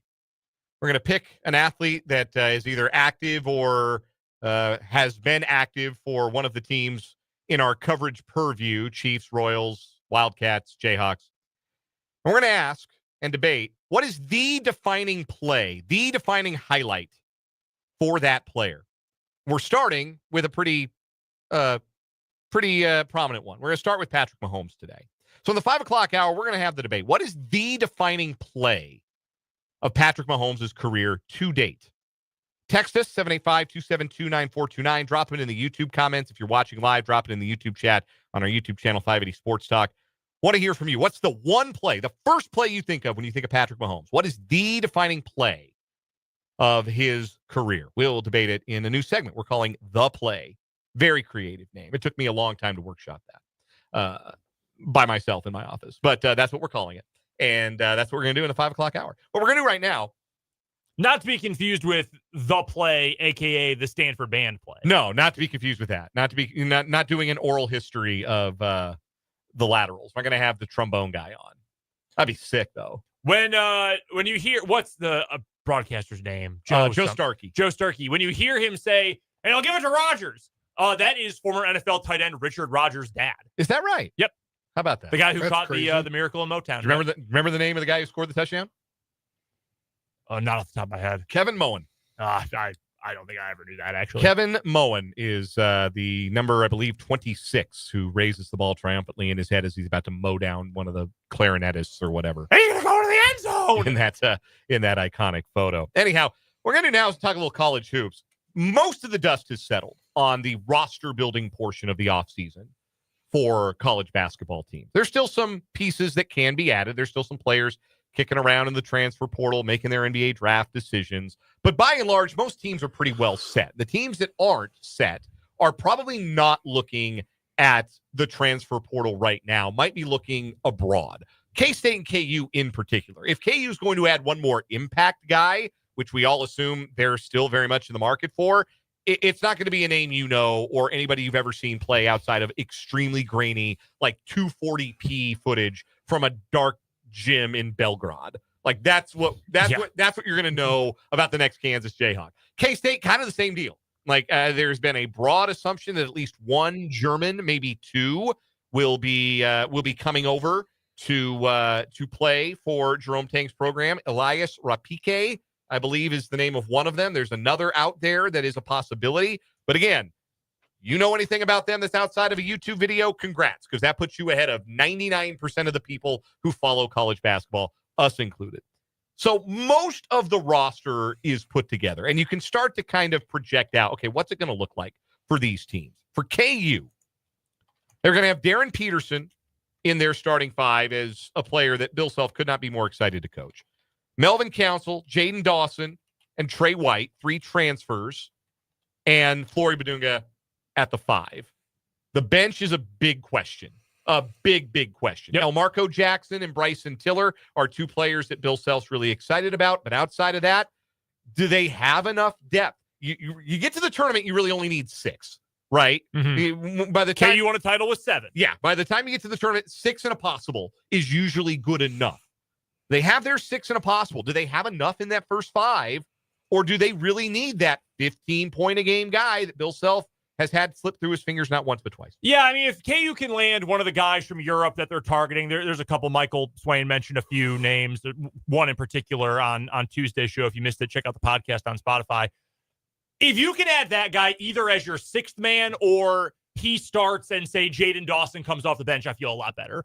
I am more bullish than I should be on Elmarco Jackson, to be honest with you. Bryson Tiller is a total unknown because he could be really good, but he hasn't played competitive basketball in 18 months because of injuries. And Elmarco hasn't played in a year because of injuries. So there's so many question marks there. I'm hopeful, but it does feel like they need to have one more guy. I like the starting 5, but I really liked the starting 5 2 years ago when I thought their starting 5 was as good as anybody in the country, with Harris and Dickinson and McCullough and all those guys, and that didn't work out. KJ Adams is in that group, etc. So you need to add somebody else who can go make a play for you. It feels incomplete right now. I do like the additions of Council Dawson and White. I do. I just don't think it's enough right now to say, yeah, that's a title contender. One more, like, B plus player, though? Yes, I think they are, because I think Darren Peterson can be an All-American as a freshman. They do feel a guy short, so you are less dependent on El Marco and Tiller taking that big step forward, coming off of injuries. They haven't played a lot of basketball in the last calendar year, and that's a big question. For K-State, they've, again, turned their roster just about completely over. If they had to run a game tomorrow, they'd go with P.J. Haggerty, AAC Player of the Year, Nate Johnson, MAC Player of the Year, and Defensive Player of the Year. I think Andre Kostic would probably be the third starting guard. Yeah, I missed him in our notes. I agree with you. I think he would start. I think Kostic, the Serb, would be their third starting guard. In the front court, probably be Tyreek Smith and I'm blanking on McGriff's first name. Kamari McGriff. You're under the assumption that Tyreek Smith yes, we are under the impression he's going to get that waiver. You've got then Abdi Bashir, David Castillo, Moby Ike Garuka, the two holdovers from last year's roster as part of your bench unit there. That does feel like a team that's a little bit deeper than KU right now, because I think all 9 of those guys can help you. You do need some steps forward from some guys, and you do need to see the guys like Marcus Johnson. How's that game going to transfer? And they have some weaknesses in the post. But it is NCAA tournament or bust for this group. Is their roster right now good enough to make the NCAA tournament? I think it is. I'm not guaranteeing anything, but that is a program with a definite NCAA tournament ceiling. Yes, I would say. I mean, they needed to get a guy, like a go-to, make us a play. Dog, yeah, they had to get it. They got it. They needed depth. They got, like, I like Bashir way more off the bench than I would as a starter. Me too. Given that body type. Volume shooter, absolutely. So I'm cool with that. I like Nate Johnson a lot. Marcus Johnson to me is kind of, I don't want to say the X factor. He's maybe the most intriguing piece of the whole thing because he's a super unique body type. He's a good rebounder. He's a really good scorer, averaged 16 points a game in the MAC last season, which is a bad conference, but 16 a game is 16 a game. What is he going to do? What sort of skill overlap does he have with McGriff, who's taller, but I don't think as big as, like, around. Yeah, as, not as Marcus solidly Johnson built. is. Yeah. So I'm curious what the redundancy or lack thereof is with those two, but this is probably about as good as K-State could have hoped for. And yeah, Kostic, who's kind of a wild card, but folks think he might be a first-round pick. Yeah, people talk about him as a lottery pick. If he's that kind of player, then K-State absolutely makes the tournament. His ceiling is the best NBA player on this team, even beyond Haggerty. Haggerty might be a better college player. Sure. I think he is.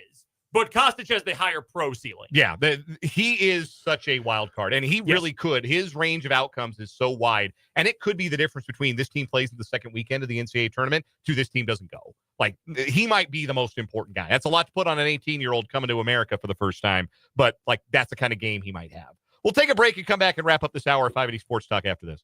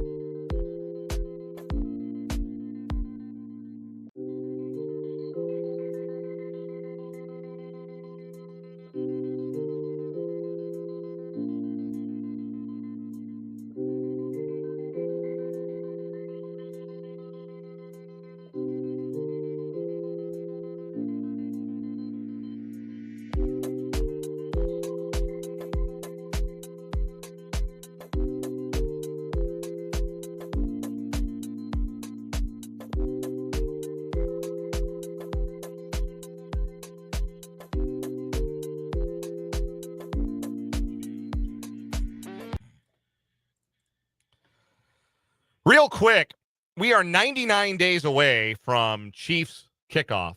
99 days away. Siaki Ika wears number 99 on the current Chiefs roster.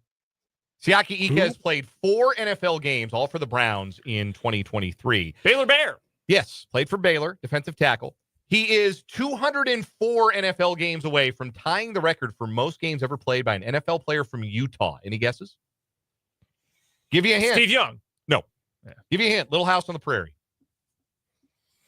Oh, yeah. I remember when I Laura Ingalls Wilder suited up. Hall of Famer Merlin Olsen. 208 career games, most ever for a player from Utah. Siaki Ika, 204 games to go. Best of luck on his pursuit. We got headlines, including a playoff roundup. A final thought on Noah Cameron. And what is the defining Patrick Mahomes play? Next on 580 Sports Talk.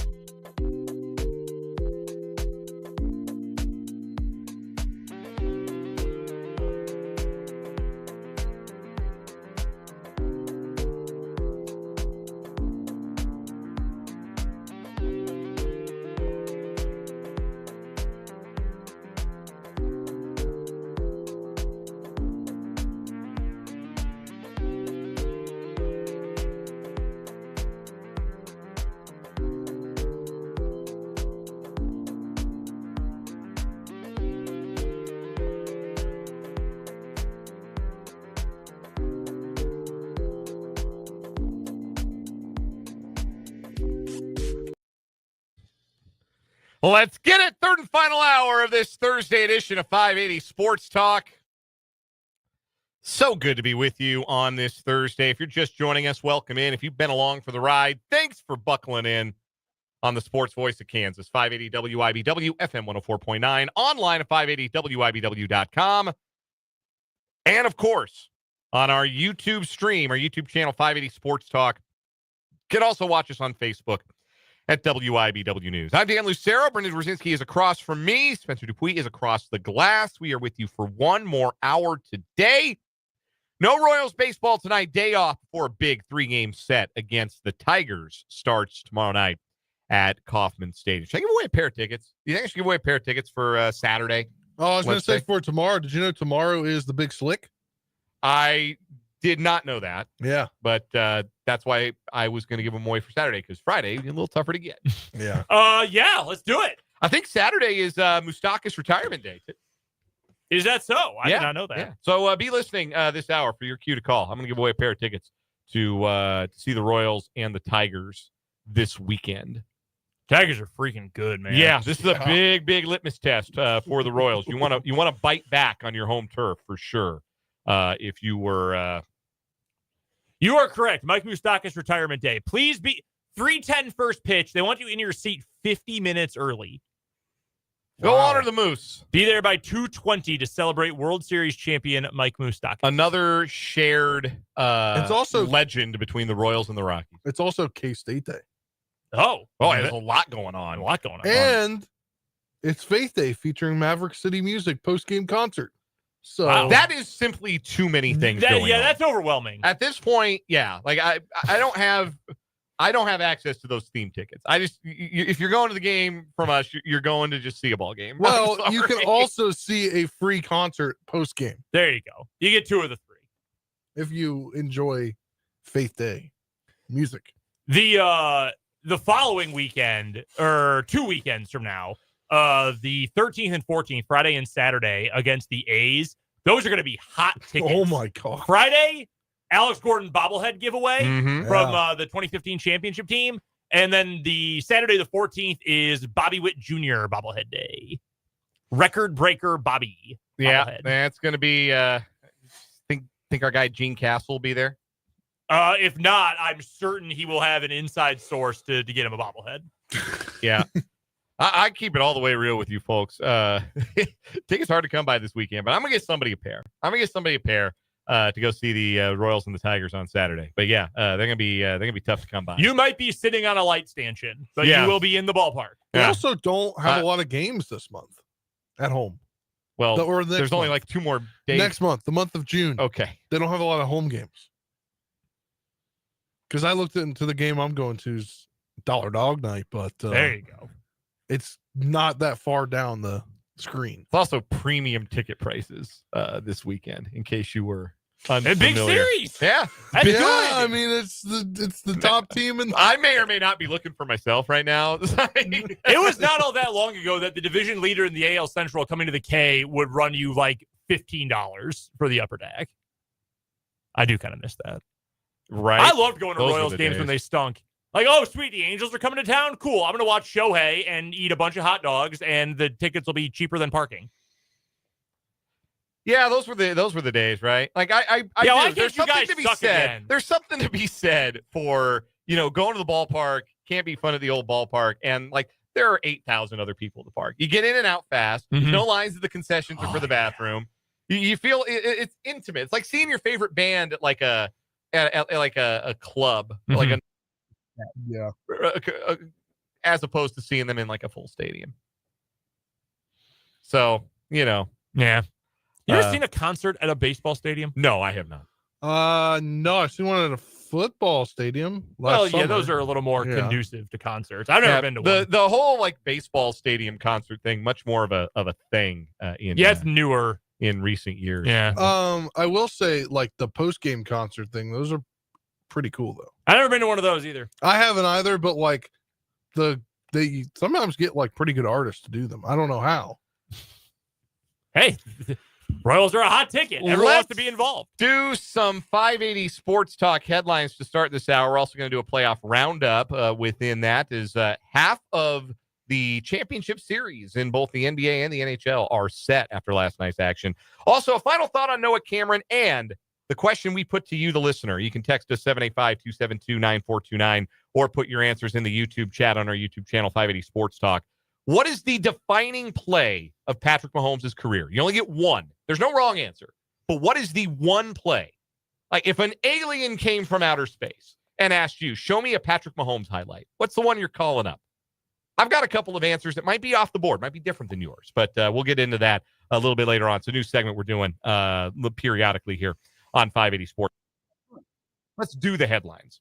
And let's start with some kickoff times for K-State and KU football. Times and TV designations have been set for the non-conference slate and for one conference game for just about everybody in every conference in America today. There were a lot of announcements that were out there. But K-State and KU had some kickoff times and some TV designations announced. We already knew that K-State's season opener in Dublin, Ireland against Iowa State was going to be an 11 a.m. kickoff and air on ESPN. We now know what the non-conference game kickoff times are going to be, and I hope you like night games. August 30th, home opener, North Dakota, 6 p.m. kickoff. That'll be on the Plus, ESPN Plus. September 6th, that's week 2. Army comes to town. That'll be another night game, another 6 o'clock kick at the Bill. That's big ESPN. We'll have that one. ESPN 1, if you will. The OG. Yeah, the OG as opposed to the Ocho. You know, the Ocho is now like one of those fast channels. Yeah. On like Pluto or the Roku channel. Yeah.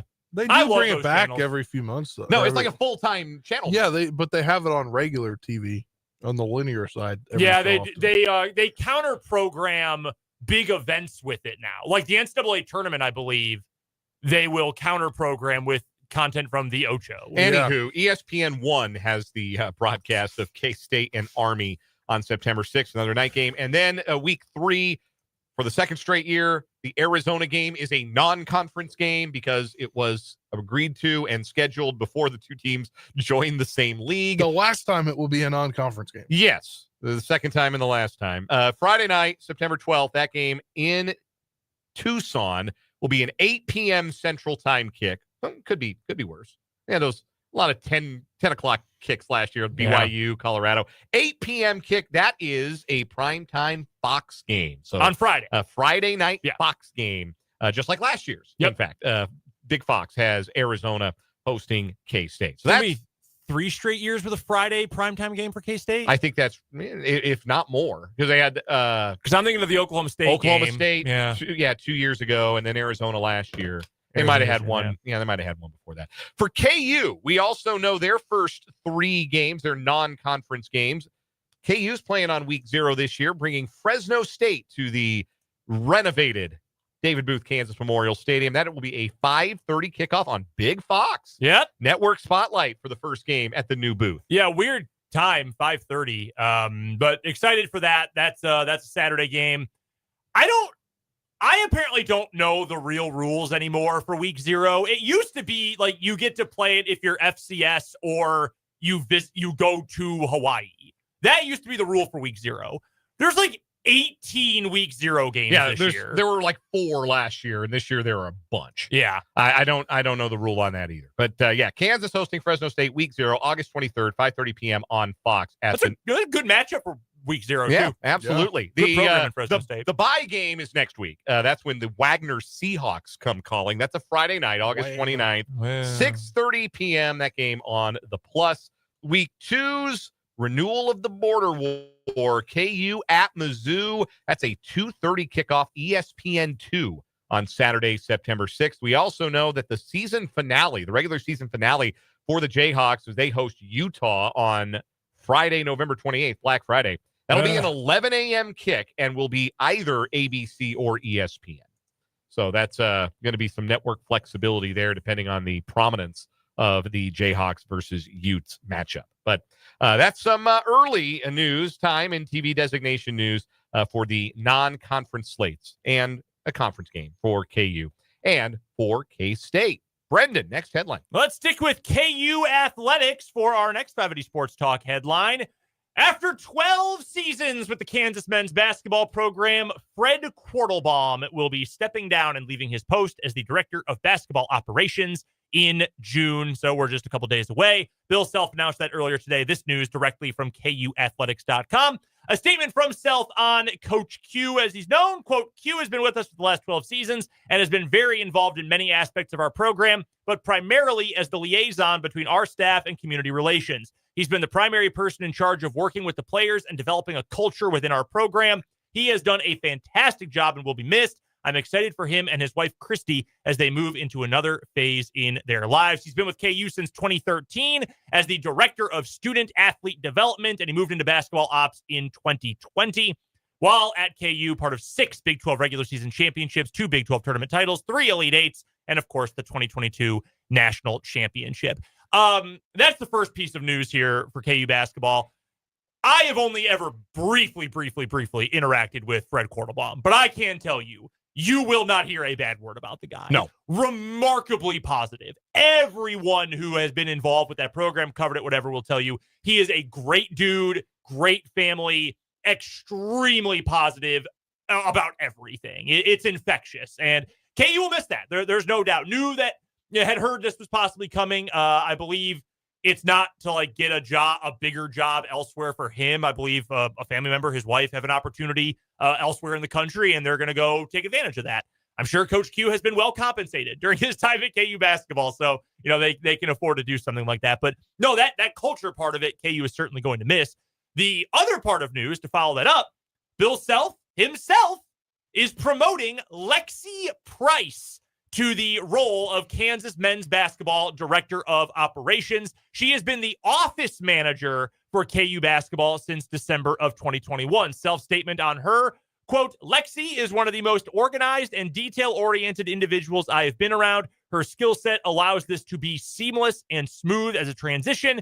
The new position will be a continuation of her current role in addition to coordinating student-athlete enrollment, housing, and team travel. So, in terms of the basketball parts of the job, it sounds like Kortelbaum's responsibilities will kind of be delegated to the other coaches on staff. Meanwhile, the office parts of the job, what Self just laid out there, that will be Lexi Price's role.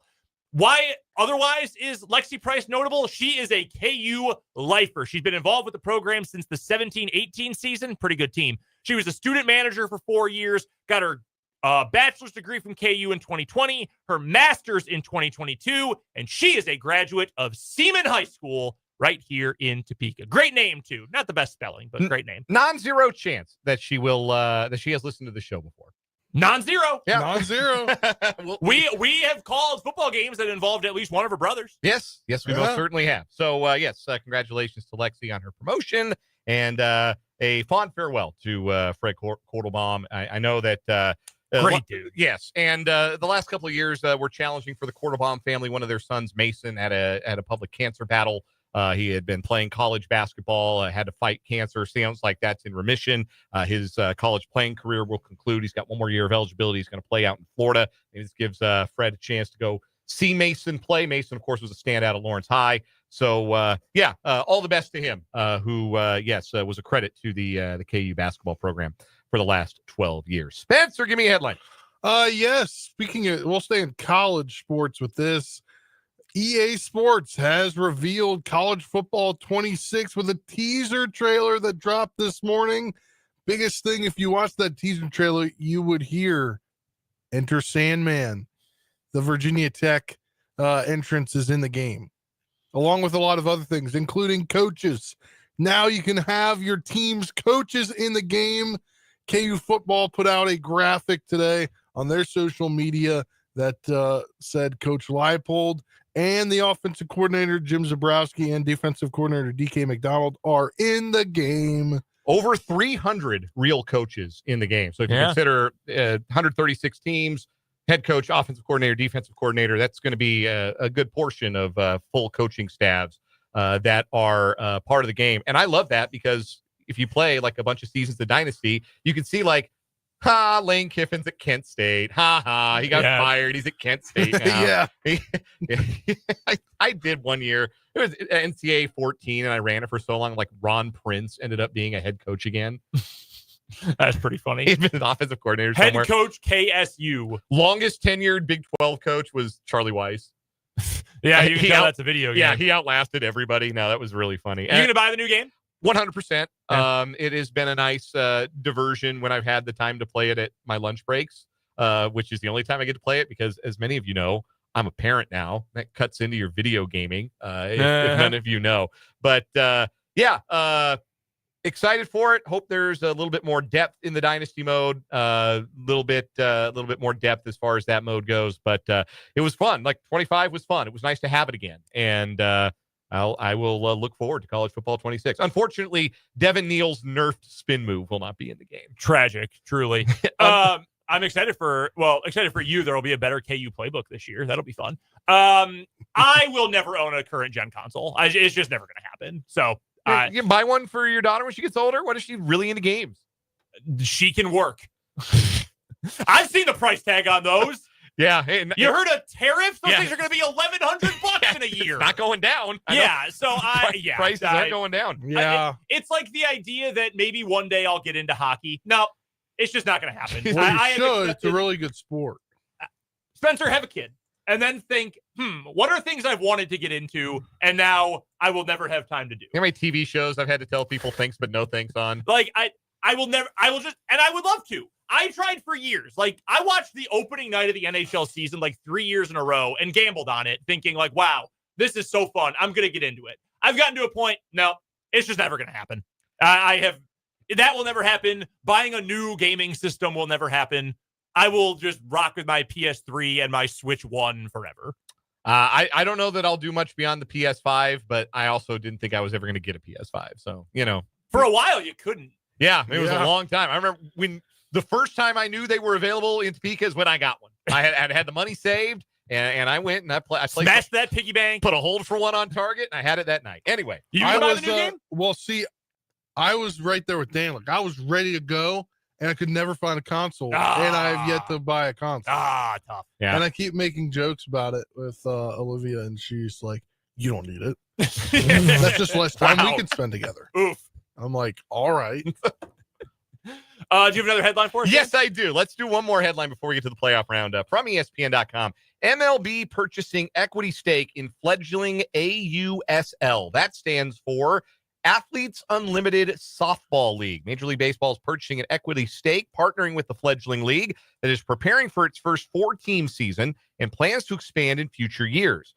With women's sports revenues now in excess of $1 billion per year, writes ESPN's Jeff Passan, the imprimatur of MLB helps establish the AUSL as a viable long-term entity in a sport that has seen multiple professional leagues fold. MLB's stake in the AUSL is more than 20%, and the league will assist the AUSL in marketing and content distribution in addition to the financial component. So, number one, good for Major League Baseball. I'm going to say something that I have probably never said on these airwaves ever, and will only ever say if the man forces Dick Monfort to sell the Colorado Rockies. So hit record and get ready to save this for posterity. Well done, Rob Manfred. This makes a lot of sense for Major League Baseball to do this. It is, I think, great for the sport because I think baseball and softball can go hand in hand as bat and ball sports, much like the NFL looks at its investment in flag football as an investment in football. Yep. I think Major League Baseball can look at an investment in softball in a similar fashion. They have at the youth level for many years, now at the professional level. The College World Series, the Women's College World Series began today. There are clips and people talking about it all up and down my social media timelines. People are into this. People like watching. As it turns out. Have you watched it before? Every year. Yeah. It is so fun. So a bunch of former Marshall players play in it. Athletes Unlimited. Yeah. Okay. Yeah. Well, you're jumping ahead. You're not sorry college. One more. Yeah. We're talking about the College World Series. Like people have. It turns out that there was always an audience of people who would watch women's sports, and that audience is becoming more and more visible and more catered to because there is more women's sports on television than there has ever been. There is obviously the WNBA is thriving. There is a women's professional soccer league, the NWSL, that is thriving, has multiple national TV deals and is thriving.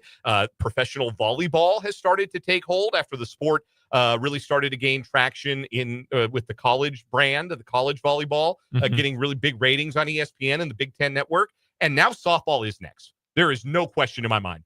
Women's pro fast pitch is next. They have never quite been able to find a toehold, find a model that worked, get on network television, and sustain the careers of the best softball players who people like to follow throughout the Women's College World Series. Like, what's Jocelyn Allo doing these days? She was as big a celebrity as anybody in all of women's sports. And I don't know what she's doing these days, the all-time home run leader from the University of Oklahoma. But this is an opportunity for the next Jocelyn Allo and athletes like Topeka's own Nyjah Kennedy to, if they choose, continue their softball careers, play professionally, play visibly. There is already a deal in place with the AUSL. 33 games will be broadcast on ESPN, and now MLB Network and MLB TV will broadcast games. So every game this season for the AUSL will be on linear TV.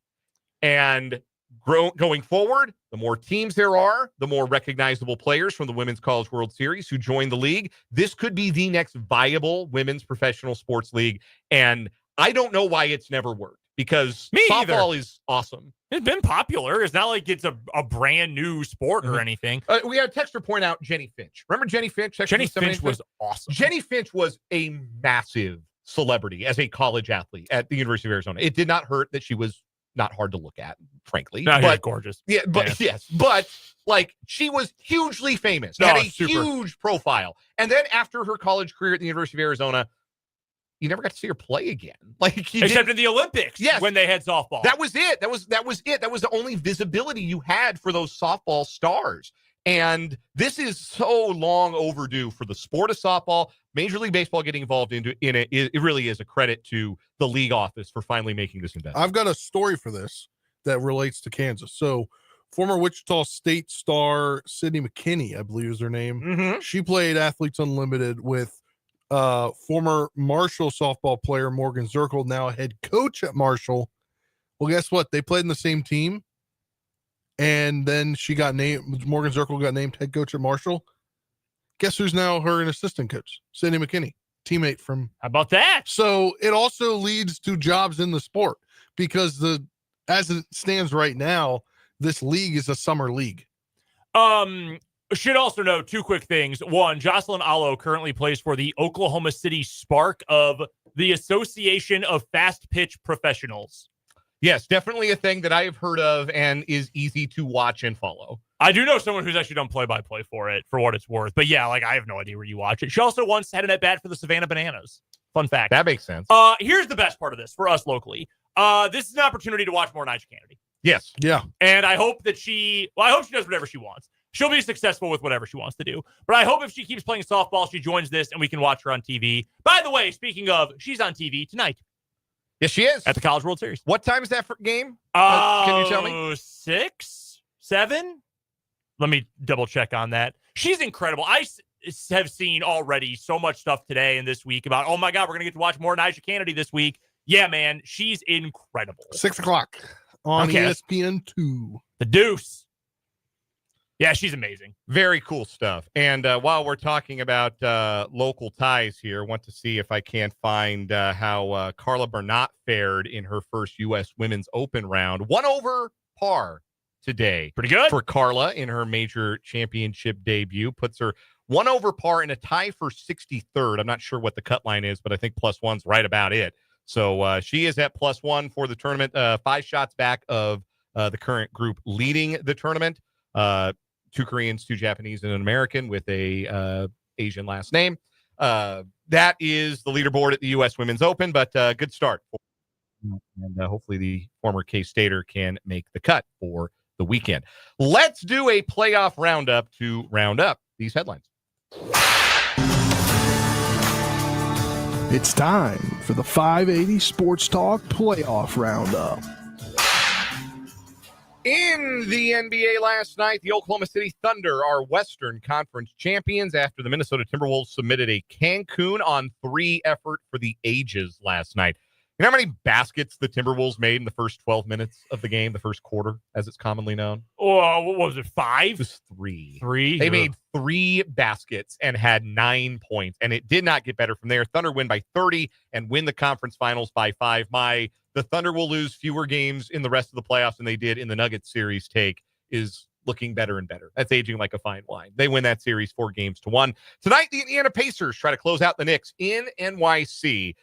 It's Game 5 of the Eastern Conference Finals, and what is notable about tonight is it could be the final NBA broadcast on TNT. Man. That's wild. If it is, I am scrambling to a television for inside after the game. 100%. It's just going to be be their Charles Barkley last insulting time. ESPN. It won't be their It last won't time be their for that. last time, but it'll be the last time on TNT. And then that's significant for, generations of NBA fans. In the NHL, the Florida Panthers won their third consecutive Eastern Conference Championship. Anybody know the name of the trophy? You ought to. No, because you're not supposed to touch it. So You're not supposed to touch it. So I just forget about the name of it. That is a whole superstition. You don't skate around with the conference championship trophies because you want to skate around with the Stanley Cup. I'm pretty sure Ovechkin did in 18. It's the Prince of Wales trophy. Yes, that's what it is. It is the Prince of Wales. The Clarence Campbell Cup is what you win if you win the Western Conference. Joe Sakic skated around with it in 96 and As won the Cup that year. So I don't believe in those curses. But anyhow, the Panthers win the Eastern Conference for the third straight year. They rallied from 2-0 down to beat Carolina last night in Carolina and wrap up the conference finals in 5 games. What's really remarkable is the Panthers haven't done this with like a transformative top of the sport star. They don't have an Ovechkin. They don't have a Crosby. They don't have a McKinnon. They don't have a McDavid.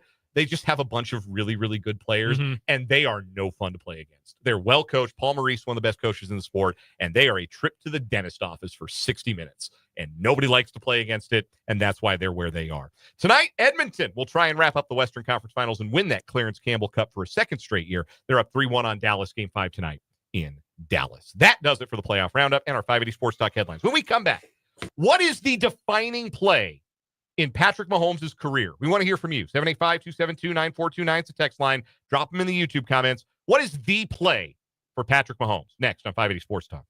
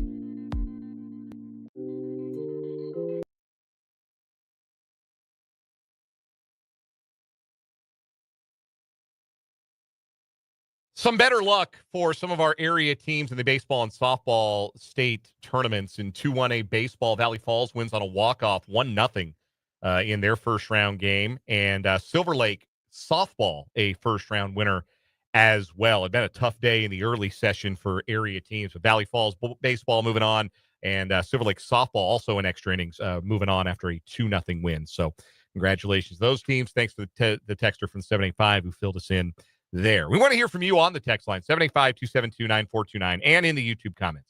It's a new segment we're going to do periodically, maybe weekly here for a little while. I had this thought last night. We had that joking discussion a couple weeks back when Derek Carr retired. The NFL Throwback YouTube account put out an hour of Derek Carr highlights. And maybe because the machines are aware, lately I have been, in my own personal YouTube algorithm, getting fed a lot of individual player highlight reels. And you know what? Like cut-ups of great players doing cool stuff, like 10, 15, 20 minutes at a time. I'm all in. I'm all for it. They're perfect things to watch as I'm like winding down. Like I'm not ready for bed yet, but I don't want to like start a show or anything like that. Sure. Give me 20 minutes of like Nolan Arenado hitting home runs. I'm in. I can do that. Last night it was Deuce Vaughn, somebody who will come up in this segment down the road, that I was watching a cut up of every Deuce Vaughn highlight with K-State for his 3 seasons in Manhattan. So it got me to thinking, because when you watch these things, you're always thinking about like one play or one moment for that player that you're kind of hanging around to wait till you get to, like the single on an album, like the defining song, the defining moment of that player's career. So I thought we would make that a segment and think about some of the great players we've been able to cover and follow, or are still covering and following as they go through their careers for the Chiefs or the Royals or the Jayhawks or the Wildcats, and ask, what is the defining play for that player's career? The defining highlight, the one that you think of immediately when you think of that player.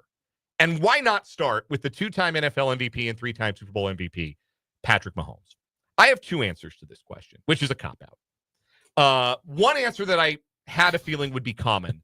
Always a great way to start a new segment, by cheating. Yes, it's absolutely a cop-out. So I'm going to go with the one that I do not think would be the common answer, because I think there is one play that's going to come up from our listeners and from maybe you guys too.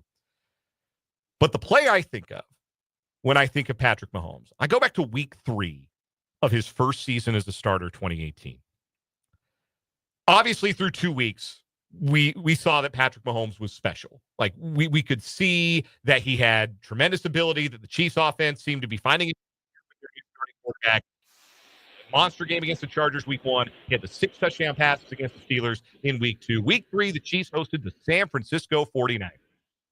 And in the second quarter of that game, with the Chiefs leading 14-7, they were driving.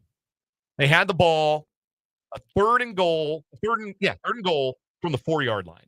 And Patrick Mahomes threw a touchdown pass to Chris Conley. And Patrick Mahomes throws the touchdown pass at 4 yards to Chris Conley. Doesn't sound like much, but do you remember that play? Do you remember the magic he pulled off in the backfield, avoiding the rush, scrambling around? It almost looked like something Lamar Jackson or Russell Wilson would do, just spinning and dashing and finding space, and then on the move, delivering a laser-guided strike in a tight window to Chris Conley in the back of the end zone for a touchdown. That was the play where I knew that not only was Patrick Mahomes good, not only was he perhaps great, that was the play where I go back and say, this is a guy who has a chance to be something we haven't seen. This is a guy who has a chance to do things that we haven't seen before. Yeah, that's the best one to me.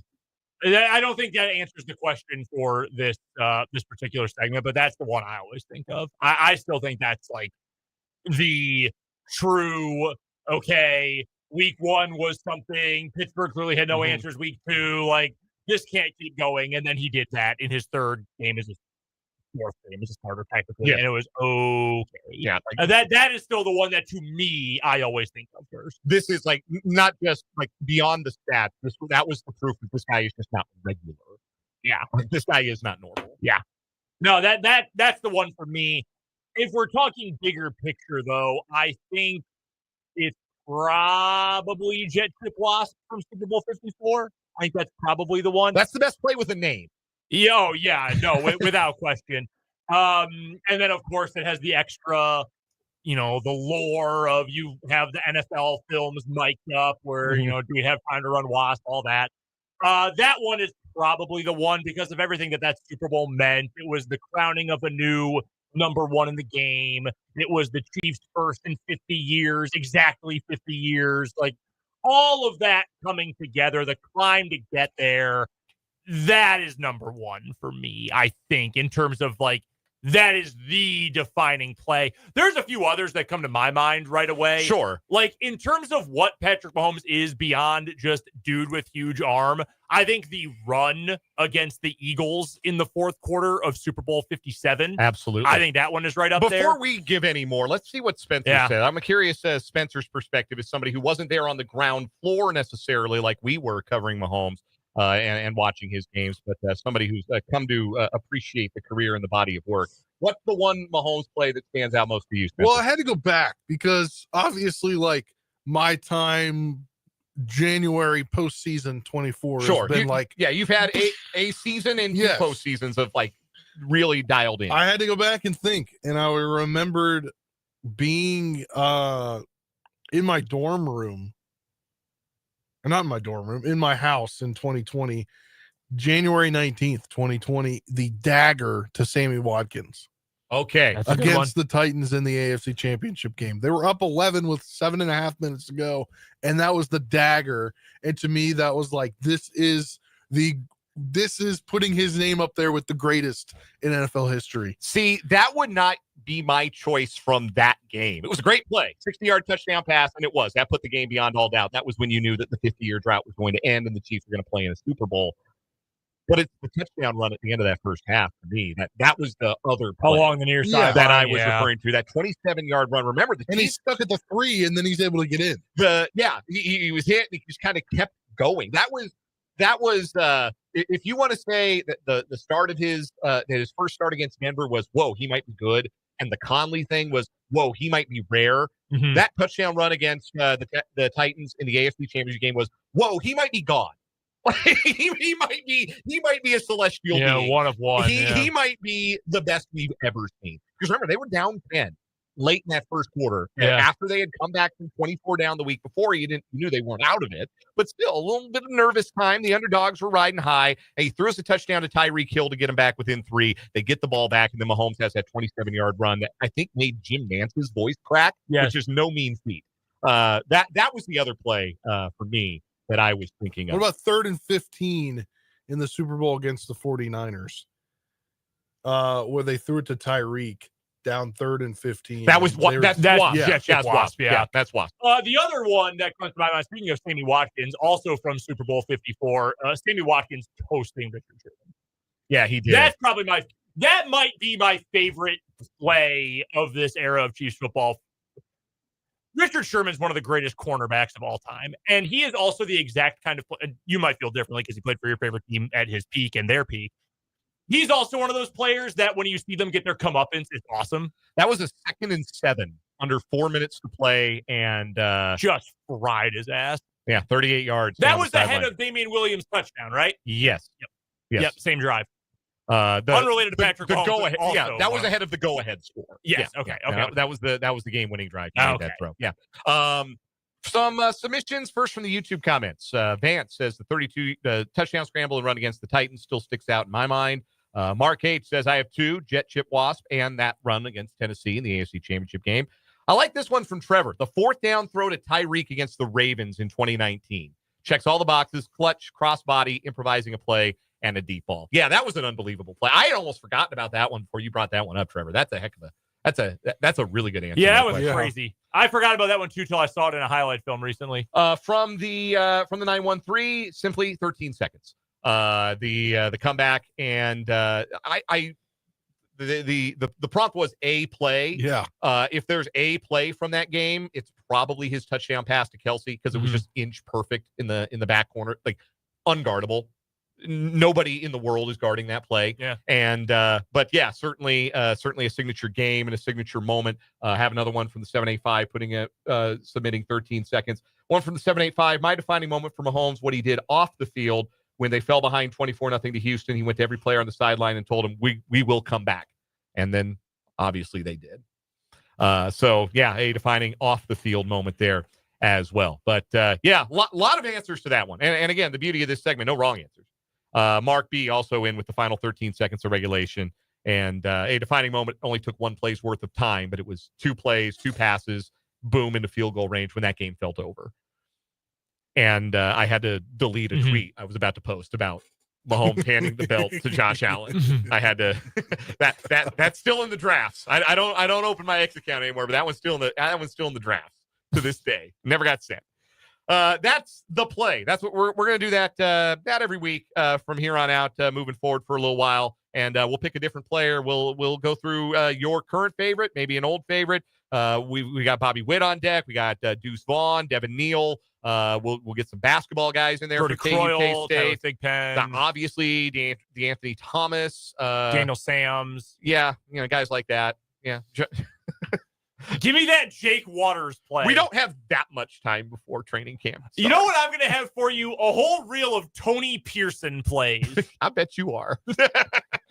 My heyday. What's your defining Joaquin Soria moment? I actually have an answer for that. But first, we're taking a timeout. We're going to talk a little final thought about Noah Cameron. And since we're going to talk Royals, I'm going to give away a pair of tickets to Saturday's Royals-Tigers game to caller number 3 to 785-272-9429. 785-272-9429. Call number 3. You're going to the K Saturday from 580 Sports Talk.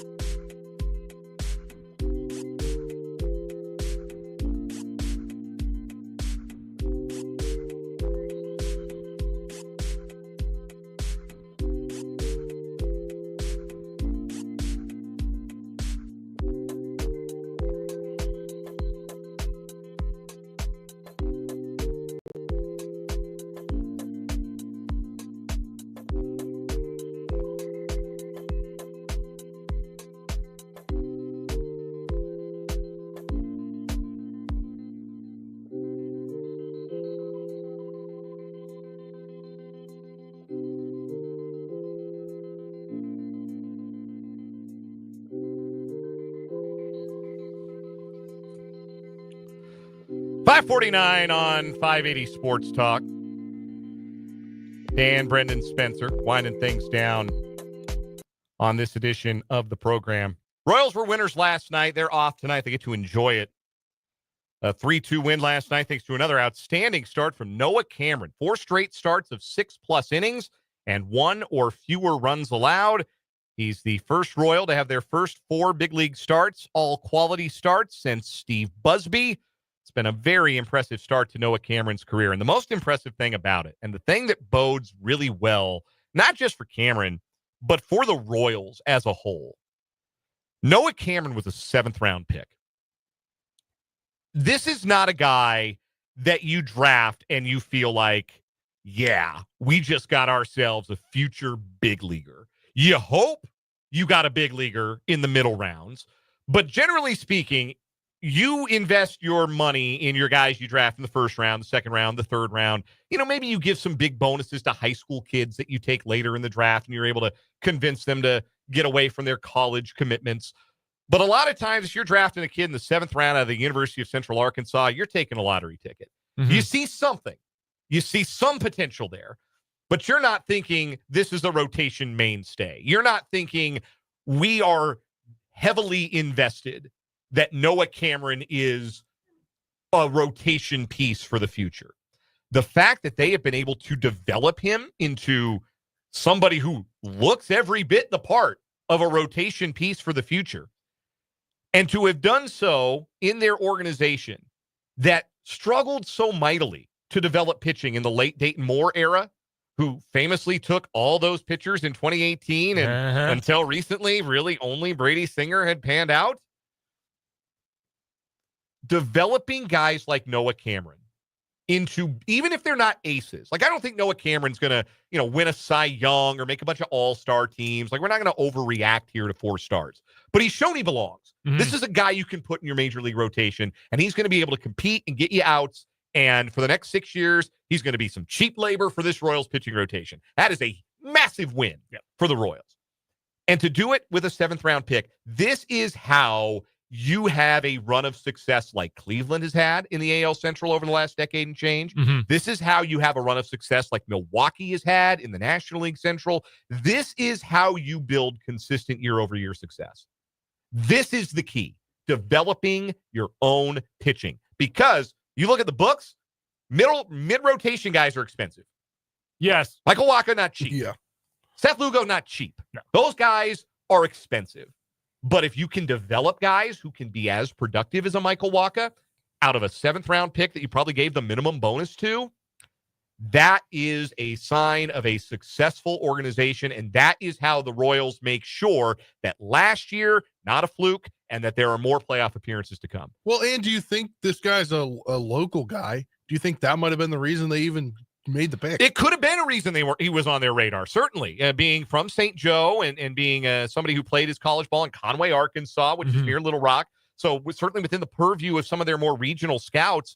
Yeah, I mean, that's certainly part of the equation and makes for a really even nicer story. But just the fact that he's shown he looks like a big league starter at age 25, and the Royals have been able to develop that, makes you watch the minor leagues a bit more closely because one Noah Cameron is great, but if you can churn out a Noah Cameron every year, which is a modest goal for an organization like the Royals, but if you can turn out a Noah Cameron every year, that's how you contend year over year over year over year as a team with a limited budget like the Royals have. We'll take one more timeout, come back and wrap up the show with a final word.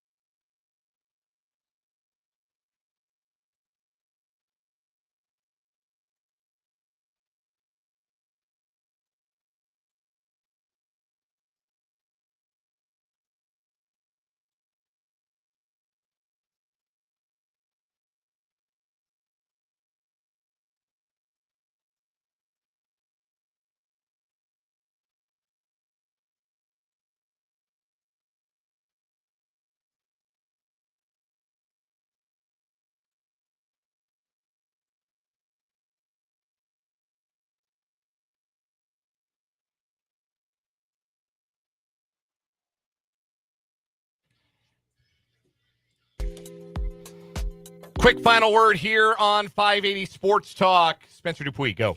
Yeah, the Chiefs are back and they are at OTAs. And from what it sounds like, barring some people being sick, it seems like they're at 100% attendance for voluntary portion of OTAs, which is always good. But that's how you build that's the building of a foundation of a winning team every season.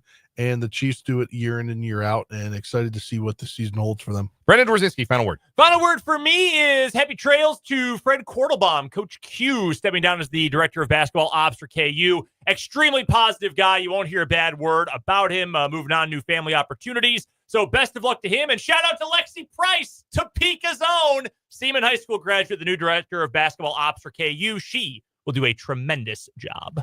Final word for me. We didn't get to talk about it when we were talking about the Royals game earlier today, but the play of the year defensively so far for the Royals, as anybody would have predicted, came from second baseman Jonathan India last night. Fabulous play up the middle with one out in the ninth and the base is empty to rob, I forget who the Reds player was, to hit a ground ball up the middle, robbed him of a hit. It was a fabulous play. And one off the bat, immediately thought base hit.